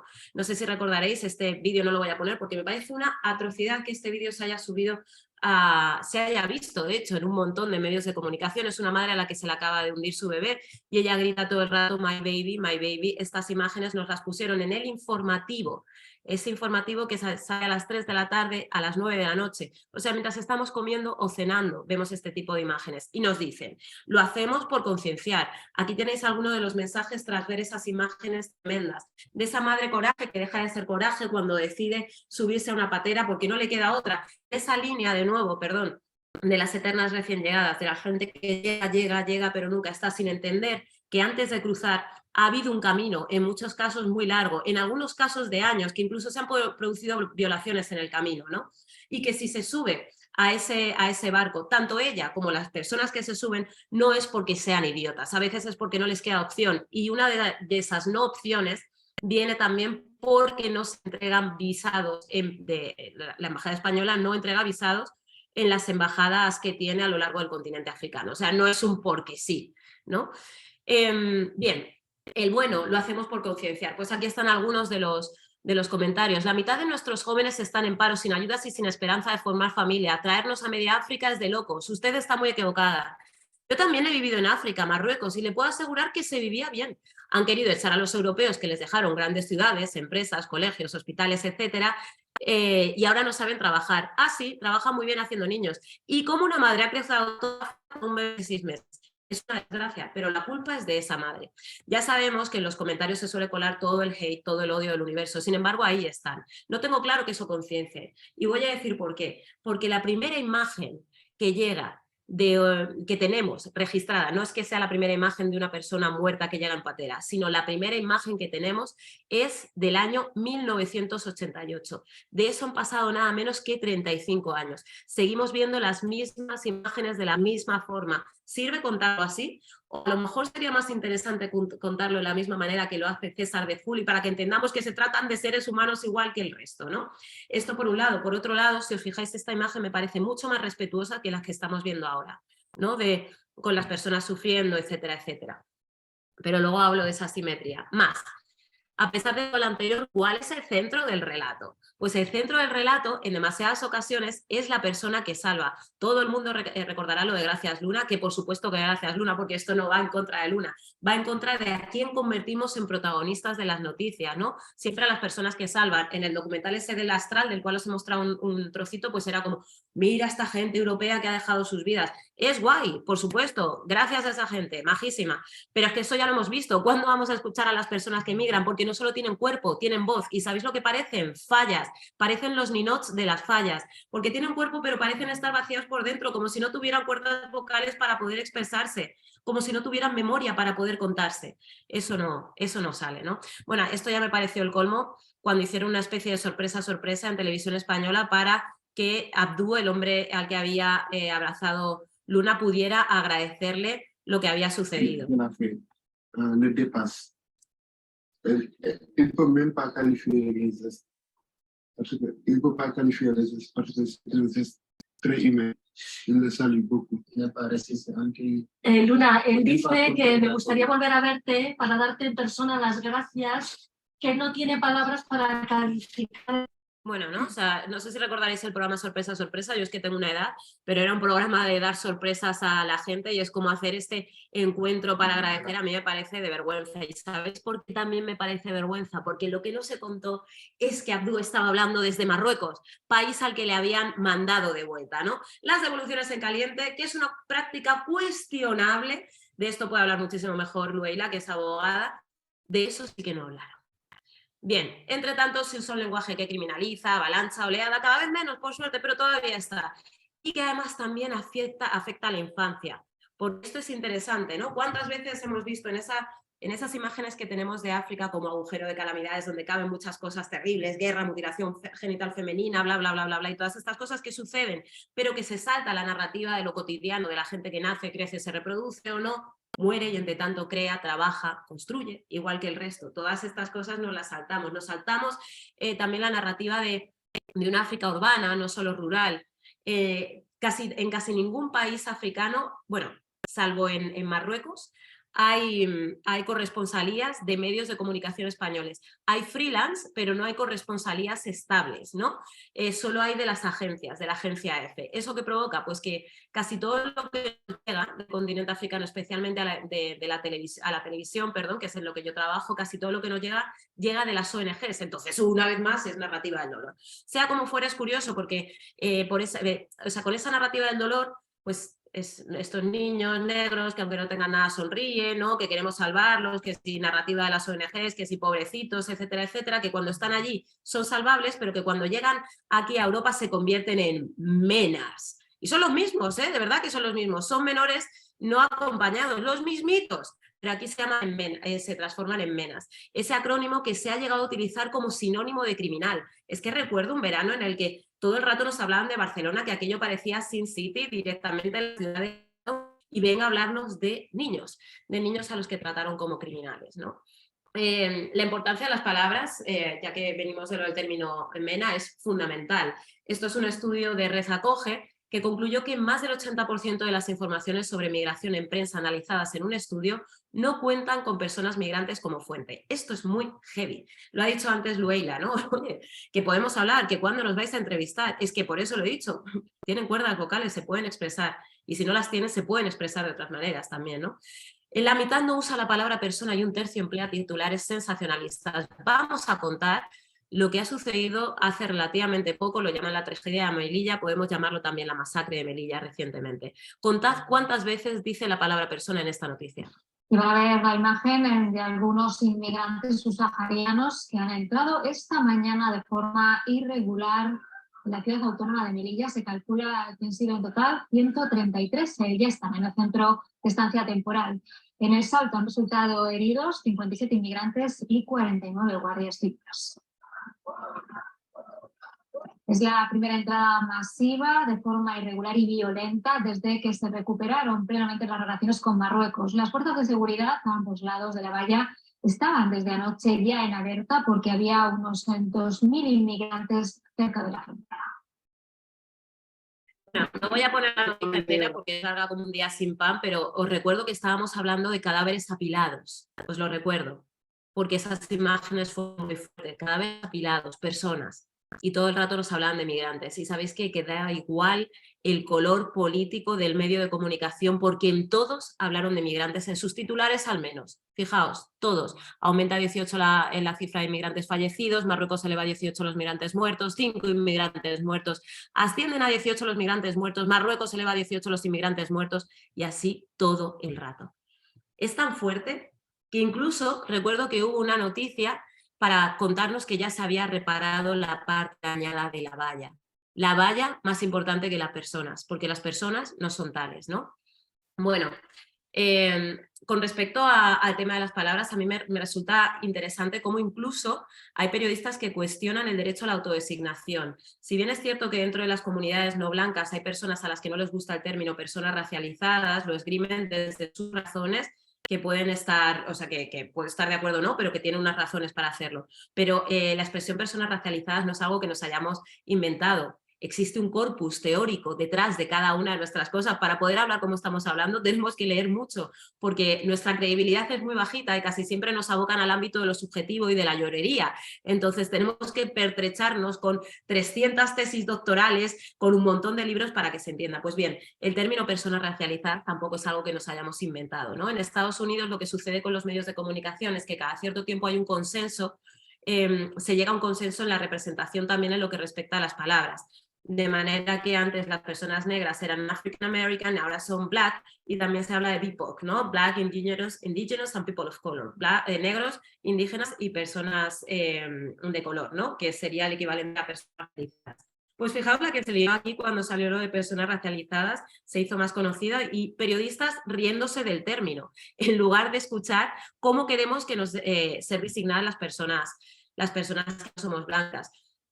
Ya en un rizar el rizo me parece espectacular el subtítulo, ¿no? Biden se ve en privado con los parientes del negro muerto. Esto hablando de George Floyd, no del hombre negro que asesinaron, no, del negro muerto. Pues, tremendo, tremendo. Luego hay extremos, como ya pues el español, que cuando nombraron a una persona blanca directora general contra el racismo y la xenofobia, no sé, es que es una dirección general de estas que es muy larga, ¿no? Pero contra el racismo y la xenofobia, pues desde el movimiento antirracismo nos quejamos porque nos pareció igual de fuerte que si hubieran nombrado un hombre en el Instituto de la Mujer, igual.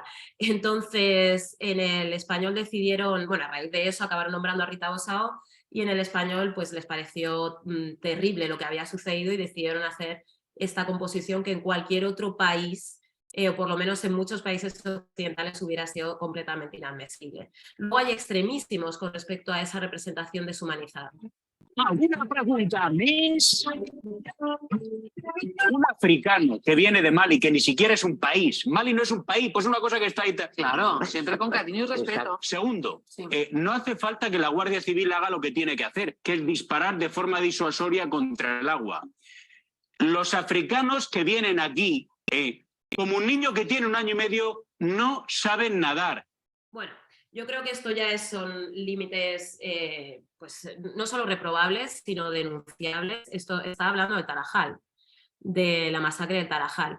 El caso es que llega un momento en el que ya no es solo inmigrantes versus personas refugiadas, sino inmigrantes versus personas, ¿no? Este es un titular que salió en Antena 3, yo trabajo en la tele, sé lo que es ir corriendo a todo correr, pero sé también que el lenguaje no solo condiciona la manera en la que pensamos, sino que el lenguaje está condicionado por lo que pensamos, ¿no? Y al final parece que llegan a ser incluso, si no antónimos, no lo mismo, ¿no? Y como no son personas, pues, y ahí vuelvo a lo de la representación, pensad que a partir del 11S hubo un cambio en la manera de representar a las desgracias en Occidente. Ya entendimos que no nos hacía falta ver piernas amputadas, vísceras para entender que había habido, para comprender que había habido un atentado. Nos bastaba con ver pues, las típicas mantas térmicas estas de color plateado dorada, coches de policía, ambulancias, planos generales. No nos hacía falta ver a una persona muerta porque entendemos que hay una familia que les llora y por respeto tienen, ¿no? Pues bien, esto da igual cuando se trata de personas que llegan a través del mar. Les vemos, esto por ejemplo el blureado posterior es producto de que en redes sociales diéramos caña y dijéramos, oye por favor, ocultad su imagen, ¿no? Luego, volviendo a lo que he dicho antes de que son fallas y de lo que ha dicho Lueila, de que nunca se les pregunta, esta noticia me parece brutal.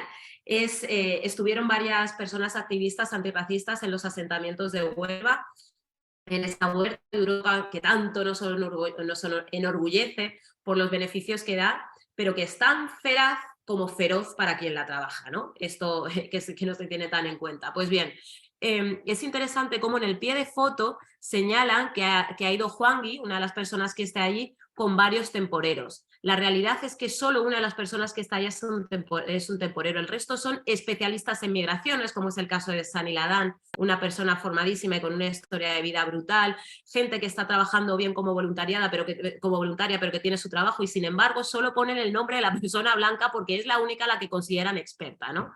Esto es bien interesante. Luego está también cuando invitan a la gente negra a hablar, atención a esto, a las personas migrantes. Asís, ¿tú crees que si se regularizase a todos esos inmigrantes que ahora mismo están vendiendo en Tormenta, dejarían de vender en la calle? Por supuesto. Y yo mismo he conseguido los documentos, he dejado la venta. Mis compañeros que han conseguido los documentos han dejado la venta.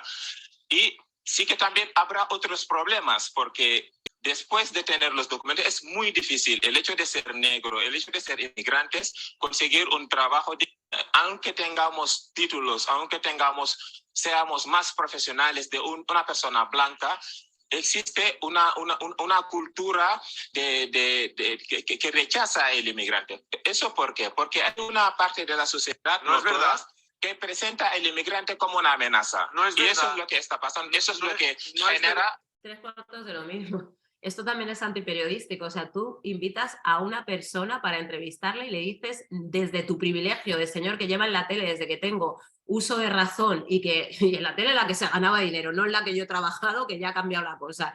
Un señor que vive como Dios le dice a un señor migrante que ha sido mantero, negro, senegalés, que no es verdad, muy fuerte, ¿no? O sea, te invitan para quitarte la palabra y desautorizarte. ¿A quiénes se invitan? Pues mira, por ejemplo, fue muy interesante como durante una época en Espejo Público, Bertrán Endongo, simpatizante de Vox y que ahora también forma parte del partido, fue uno de los contertulios.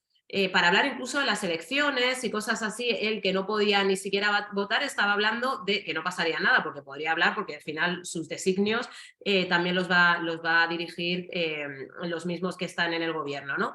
Pero es interesante cómo podían haber llamado a cualquier persona racializadas, si es lo que pretendían, pero llamaron a alguien que en realidad se estaba instrumentalizando por el espectáculo que da, ¿no? Bueno, las mujeres ya hemos dicho son invisibles, solo aparecen o con bebés o cuando ya están muertas y ahí sí tienen derecho a nombre, a historia y demás.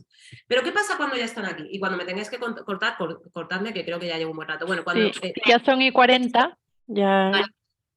pues un poquito más. Es interesante porque yo he hablado de que hay una lógica de la gente que llega y nunca está. Si bien es cierto que más del 50% de la población migrante lleva aquí más de años, o sea, está completamente asentada. ¿Pero qué pasa con su narrativa de lo cotidiano? ¿Cuándo les vemos aquí haciendo algo? Pues nunca o casi nunca. De hecho, ahora he puesto en marcha un proyecto que se llama Afromayores para entrevistar a gente mayor negra porque existen y están completamente no sé invisibilizadas. Si tenéis esta experiencia. Cuando te ven, te preguntan dónde eres. ¿Por qué un español no puede ser un negro?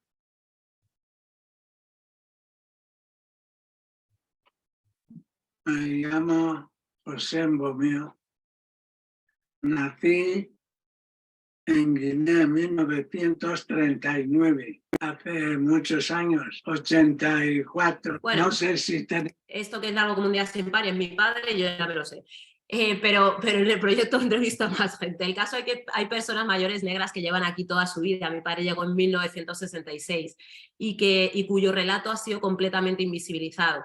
Este proyecto se hace no solo como una cuestión de rendirles homenaje a todas estas personas que llevan aquí un montón de tiempo y a quienes no se ve también, sino que también se hace como una cuestión de memoria histórica, que cuando estamos en España solo se relaciona con la guerra civil, ¿no? Y sin embargo hay una memoria histórica que está completamente invisibilizada, que tiene que ver con el colonialismo y la responsabilidad de África en países como Sáhara o Guinea Ecuatorial, norte de Marruecos, ¿no?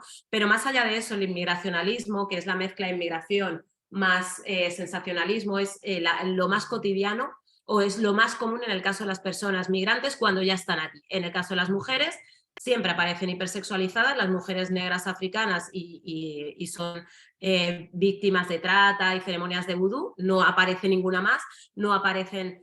Hablo de africanas, pero también puedo hablar de mujeres negras dominicanas, latinas, no aparecen nunca, pese a que llevan aquí un montón de tiempo.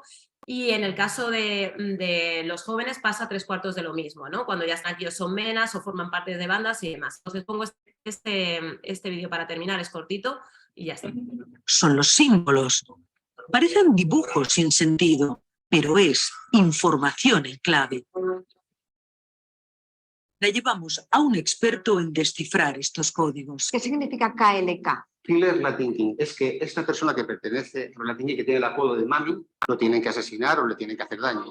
Vale. Como digo, la comunidad dominicana es una comunidad que lleva aquí muchísimo tiempo y de la que nunca se habla. Es una comunidad que está, que no solo llega. Y cuando se habla en términos negativos, se asociaba a criminalidad y en los últimos tiempos a las bandas. Esto es una trola como la copa de un pino. KLK, bueno, primero, son los símbolos. Parecen figuras, a ver, no son figuras rupestres, pone Villalba Green. Villalba es un pueblo de Madrid. Green es verde en inglés. Y KLK... Es que es muy fuerte porque también habla de quienes trabajan en las redacciones, que son personas blancas que no se han relacionado en su vida con gente migrante. KLK significa que lo que. Manín es hermanín, hermanito, brother. KLK significa qué tal, hermano. Y ahí están mintiendo y diciendo que KLK es Kill Latin King Manín. Manín tienes las horas contadas. Básicamente es lo que nos estaban contando. Y nos llevan a un experto con maletín para hablar de bandas latinas. Que obviamente no sabe absolutamente nada, ¿no? Entonces, bueno, esto es una manera de hablar de lo perverso, de cómo cuando están siempre es negativo y bueno, y hay mucho más, pero no me puedo enrollar. En la narrativa de la excepción para las personas negras en positivo es, en el caso de los hombres, tienen que ser salvadores, tienen que subirse a un edificio y salvar a un niño que casi se cae, meterse al agua, tirarse a la ría de Bilbao para salvar a alguien. En el caso de las mujeres tiene que ser la primera diputada, la primera policía, o ser una mujer buenísima o estadounidense, que entonces cambia la cosa, ¿no? Bueno, lo dejo aquí porque si no me voy demasiado. Gracias, ¿eh? Muchísimas gracias, Lucía, por tanta información tan condensada, ¿no? En tan poco tiempo es difícil. Te agradecemos un montón. Ahora doy paso a Isma por si hay alguna pregunta. Bueno, más que preguntas hay muchos comentarios, creo que casi todos los habré ido viendo, ¿no? Pero bueno, quizás nos dé tiempo a hacer una pregunta a cada una y quizá una pregunta común para todas, ¿no? Si os parece, ¿no? Empezando por Lucía, que acaba de terminar, pero bueno, para que siga el hilo. Había una pregunta por ahí si, como decías tú, en 35 años de profesión, ¿no? En los medios de comunicación, ¿has visto alguna evolución en esas narrativas? No sé si de tu propia exposición se deduce que no, o puedes darnos algún tipo de esperanza, ¿no? Pues la verdad es que en algunos medios escritos e independientes sí, pero en las televisiones, salvo TV3, que sí que está haciendo un trabajo interesante en ese sentido y apostando por hablar de memoria histórica, por formarse, tienen una tabla per la diversitat, o sea, tabla mesa por la diversidad, o también Apunt, la antigua Canal No, están haciendo un trabajo, pero en otros sitios no. De hecho, yo me he ofrecido a dar este tipo de charlas gratis en medios de comunicación, porque al final yo tengo mi trabajo y yo lo que quiero es que cambien los medios de comunicación y no han querido. Y hablo también de medios progresistas e independientes, ¿eh? No han querido porque no sienten que lo necesitan. ¿Y por qué no sienten que lo necesitan? Porque sabemos que ser racista es algo muy malo, muy malo, muy malo. Entonces nadie quiere ser racista ni se reconoce como tal. Y como no son racistas ni se reconocen como tal, pues entienden que sus medios de comunicación no requieren una formación específica a este respecto. Así que queda un montón. Sí que hay medios que yo creo que están haciendo un esfuerzo y luego aparte hay medios propios, pues como puede ser Afroféminas, Revista Negres, Black Paper, Afrocolectiva, aunque no hace entrevistas, Melancholy Mag, ¿no? Que sí que van pues, a hacer las cosas de otra manera, Pícara Magazine, que es un medio feminista potente, con texto y tal, pero insisto que son los menos, queda muchísimo. Y además, estoy hablando de publicaciones de internet, pero la televisión, salvo estos dos que he dicho, Apunt y TV3, está costando. Pues muchas gracias. Para Lueila hay una pregunta acerca de la ley de extranjería, ¿no? Como la ley de extranjería y las situaciones irregulares de las personas que vienen a nuestro país, ¿no? La pregunta es un poco que profundices en esta violencia institucional, ¿no? Hay una última pregunta por aquí también que pregunta por qué no puede haber vías seguras. Bueno, básicamente para mí la ley de extranjería mata cada día. Este lema tiene que estar claro porque si la ley de extranjería se adaptase a que las personas con un pasaporte verde, como yo digo, el que no vale nada y que la gente se tiene que jugar la vida, cruzar todo el Sahel, intentándolo a través de una embarcación, y que me parece interesante que además como Lucía lo ha trasladado, que esa inmigración, la irregular y la que ellos, sobre la que los medios ponen el foco, es totalmente minoritaria, es un 4% del total de la inmigración, o sea, la mayoría de las personas migrantes vienen en avión, pero aún así hay un interés claro, y ahí es donde habría que distinguir dos cosas. Por un lado, de cómo está configurada la ley de extranjería, por eso mata cada día, de que las personas no tienen vías legales y seguras para salir. Después de cómo sí que hace falta mano de obra barata propia de la explotación y de los cuidados de hogar. Y después, por el otro lado, como hay un interés de que exista aproximadamente unas 40.000, 30.000 personas que llegan al año en migración irregular, porque no puedan hacerlo por las vías seguras. Cuando ellos hablan de oleadas, de avalanchas y de masiva, mienten porque el INE, que es el Instituto Nacional de Estadística Español, habla claramente de que la inmigración irregular es un 4% del total de la inmigración. Por lo tanto, no hay esa alarma, por un lado, que esto es una mentira, y después, por otro lado, cuando nos referimos a la ley, es que es una ley que ha sido redactada, que es muy estricta, que la han redactado por personas que no saben lo que es tener un pasaporte verde, que no saben lo que es llamártelo Weila, y después lo Weila Mintel Mami, y después Loila, y después lo Weila Sidas Medendiaye, y después pasar de 3 nacionalidades diferentes porque tu país haya sido colonizado. Entonces, si no sabes cuáles son todas esas trabas y no eres capaz de profundizar sobre ellas y preguntar, que me ha gustado mucho la reflexión como la ha hecho Lucía, es decir, es que si no somos capaces de preguntarle a los demás dónde fallamos para nosotros mejorar, pues no va a haber una mejoría. Que por supuesto que ahora, mira, a través de pasito a pasito ha modificado el reglamento de extranjería para que los menores puedan entrar, sí, pero todavía tenemos un montón de menores que están en situación de exclusión. Vale que se van haciendo pequeños pasitos para que las empleadas de hogar puedan cotizar y tengan sus derechos laborales garantizados, sí.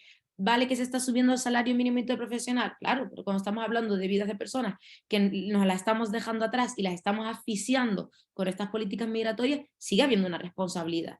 Y hay que ser esperanzador, y siempre hablo del optimismo también como manera de ver y de proyectar, porque yo sí veo que hay cambios, que hay transformaciones, pese a que estamos jugando con vidas de personas, pero es verdad que la ley de extranjería sigue siendo una ley redactada por personas blancas, privilegiadas, que tienen un pasaporte rojo, que probablemente tengan un chofer privado, que no sepan lo que es, excepto su único contacto será porque tienen las chicas limpiando en su casa, que las chicas será una persona latinoamericana o el negro que ve precisamente del top manta. Entonces, si las personas que tienen que legislar, que tienen que adoptar decisiones y que tienen que poner vías legales seguras, son quienes son y están donde están y no tienen un contacto directo con esa realidad, pues van a seguir legislando para limitar derechos y no para garantizarlo. Y esto es cuando yo me refiero a que la ley de extranjería es estricta, aparte de que mata cada día. Y mata cada día porque miles y miles de personas intentan salir de sus países por las vías legales y seguras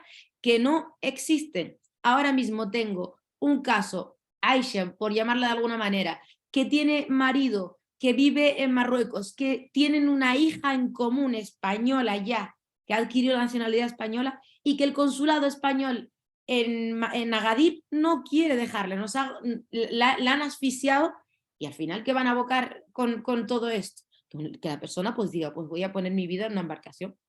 Y esto es un problema porque si estamos hablando de que llegan 20, 30.000 personas de manera irregular, ¿qué intencionalidad tiene un Estado de que 20.000, 30.000 personas entren de manera irregular? Y bueno, luego está el debate de, es que si abrimos las vías van a venir todos en avalancha. Mentira. Ejemplo de ello, países latinoamericanos. A ver si se piensa que es que nosotros los africanos no tenemos vida y no queremos estar con nuestra familia y en nuestro país. Sí que queremos, el problema es que nos asfixian con todo esto que están haciendo y con todas estas inestabilidades y con todos estos acuerdos comerciales y con todos estos gobiernos que también es responsabilidad de nuestros propios países que no nos dejan mirar hacia un futuro, y un futuro que sea esperanzador, que ahí, ojo, que somos más de 50 países en el continente africano y que cada uno tiene su diversidad, pero que todos tenemos en común que nos asfixian con esta neocolonización. Y hay una frase muy buena que yo la leí una vez que para mí simplifica todo esto: o paráis la neocolonización o asumís la inmigración. Y la inmigración esta de las que estamos saliendo no es una decisión. No es voy a salir a mirar, voy a Perú a comerme un ceviche, a ver qué tal es Perú y vuelvo, sino me juego la vida, pongo mis manos en esto, estoy 3 años, 5 años, 6 años, 7 años en este limbo porque no me dejan regularizarme y me veo abocado a la exclusión absoluta. No puedo tener nacionalidad española, no puedo ver a mi familia, la salud mental deteriorada, que la salud mental nunca hablamos de ella y que está machacada dentro de ese dolor, de la aceptación del dolor, de la realidad de las personas migrantes. Y esto no solo nos concierne a las que lo somos, sino a las que también ahora estamos en una posición mejor, entre comillas, y que puede hacer también que incida y que tenga trascendencia. Entonces a eso me refiero, y disculparme la extensión. Bueno, para Mariana hay una pregunta, o mejor dos, ¿no?, que pueden estar relacionadas. La pregunta sería ¿cómo promover las epistemologías críticas y pensadas desde el sur? Y por otro lado, quizá en la cruz de la moneda, ¿no?, ¿qué opinas o qué visión tenéis de la cooperación y del voluntariado, ¿no? Si es posible hacer una cooperación involuntariado decolonial, sin una mirada vertical, etcétera.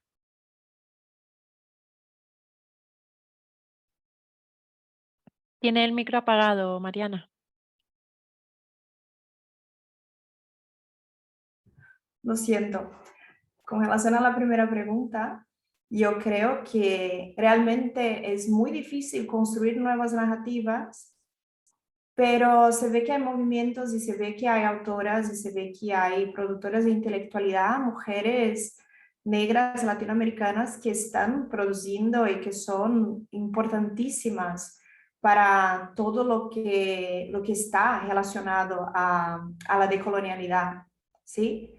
Hasta diría que serían como las madres de mucho que hay en la decolonialidad, y son voces bastante asequibles. Yo también creo que crear espacios como este y intentar buscar por espacios autónomos y la creación de nuevos espacios sería como una manera de intentar cambiar un poco la mirada de manera colectiva para nuevas narrativas. Y con relación a la idea de voluntariado, yo creo que realmente es un tema muy complejo.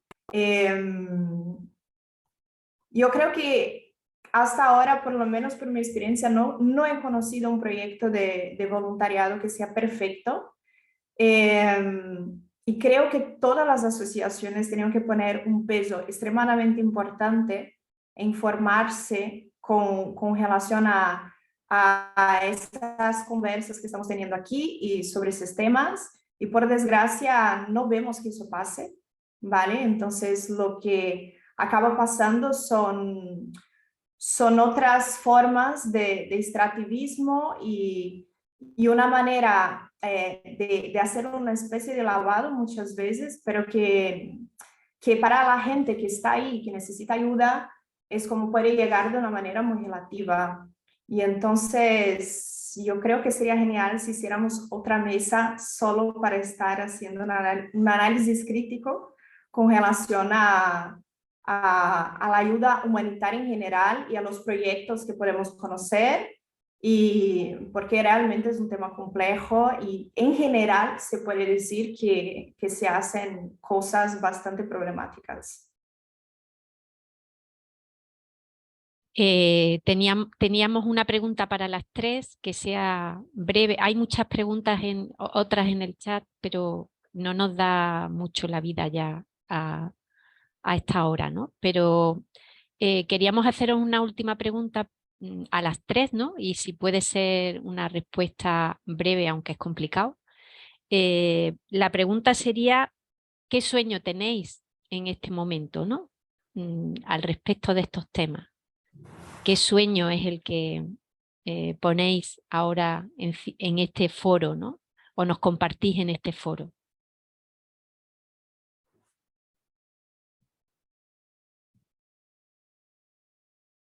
Cualquiera de las tres.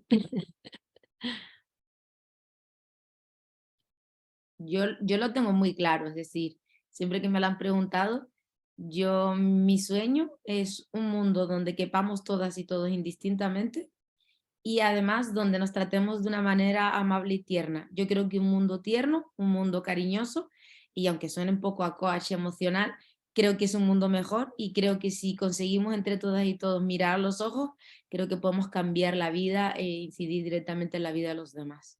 Y eso es una responsabilidad y un compromiso. Y sí, pese a todo el drama que os cuento y pese a todo el dolor ajeno que veo, confío en la humanidad a pesar de todo. Son más las personas que están amando, construyendo y haciendo cosas bonitas que las que están odiando. Aunque hagan mucho ruido las que odian, pero por suerte seguimos en ello.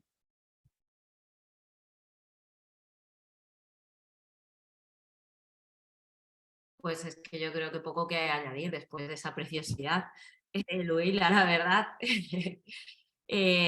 Yo sí que, siendo así específica con respecto a los medios de comunicación, yo sueño con unos medios en donde haya muchas más personas no blancas para enriquecer la mirada. Y no hablo solo de anuncios de Benetton, que esto siempre lo digo, no se trata de incorporar cuerpos, sino puntos de vista, miradas, ¿no? Pasados, vidas. Porque realmente yo creo que pues, las tres mujeres que estamos aquí, cada una es originaria de un sitio diferente o viene de un sitio diferente, tenemos una mirada que yo creo que podría enriquecer muchísimo las narraciones que nos están llegando y lamentablemente en los medios de comunicación seguimos siendo muy pocas personas, pero repito, que no se juegue tampoco solo al Benetton y a poner colorines en las redacciones y a tapizar las sillas con nuestras pieles simplemente para figurar, porque eso tampoco serviría de nada.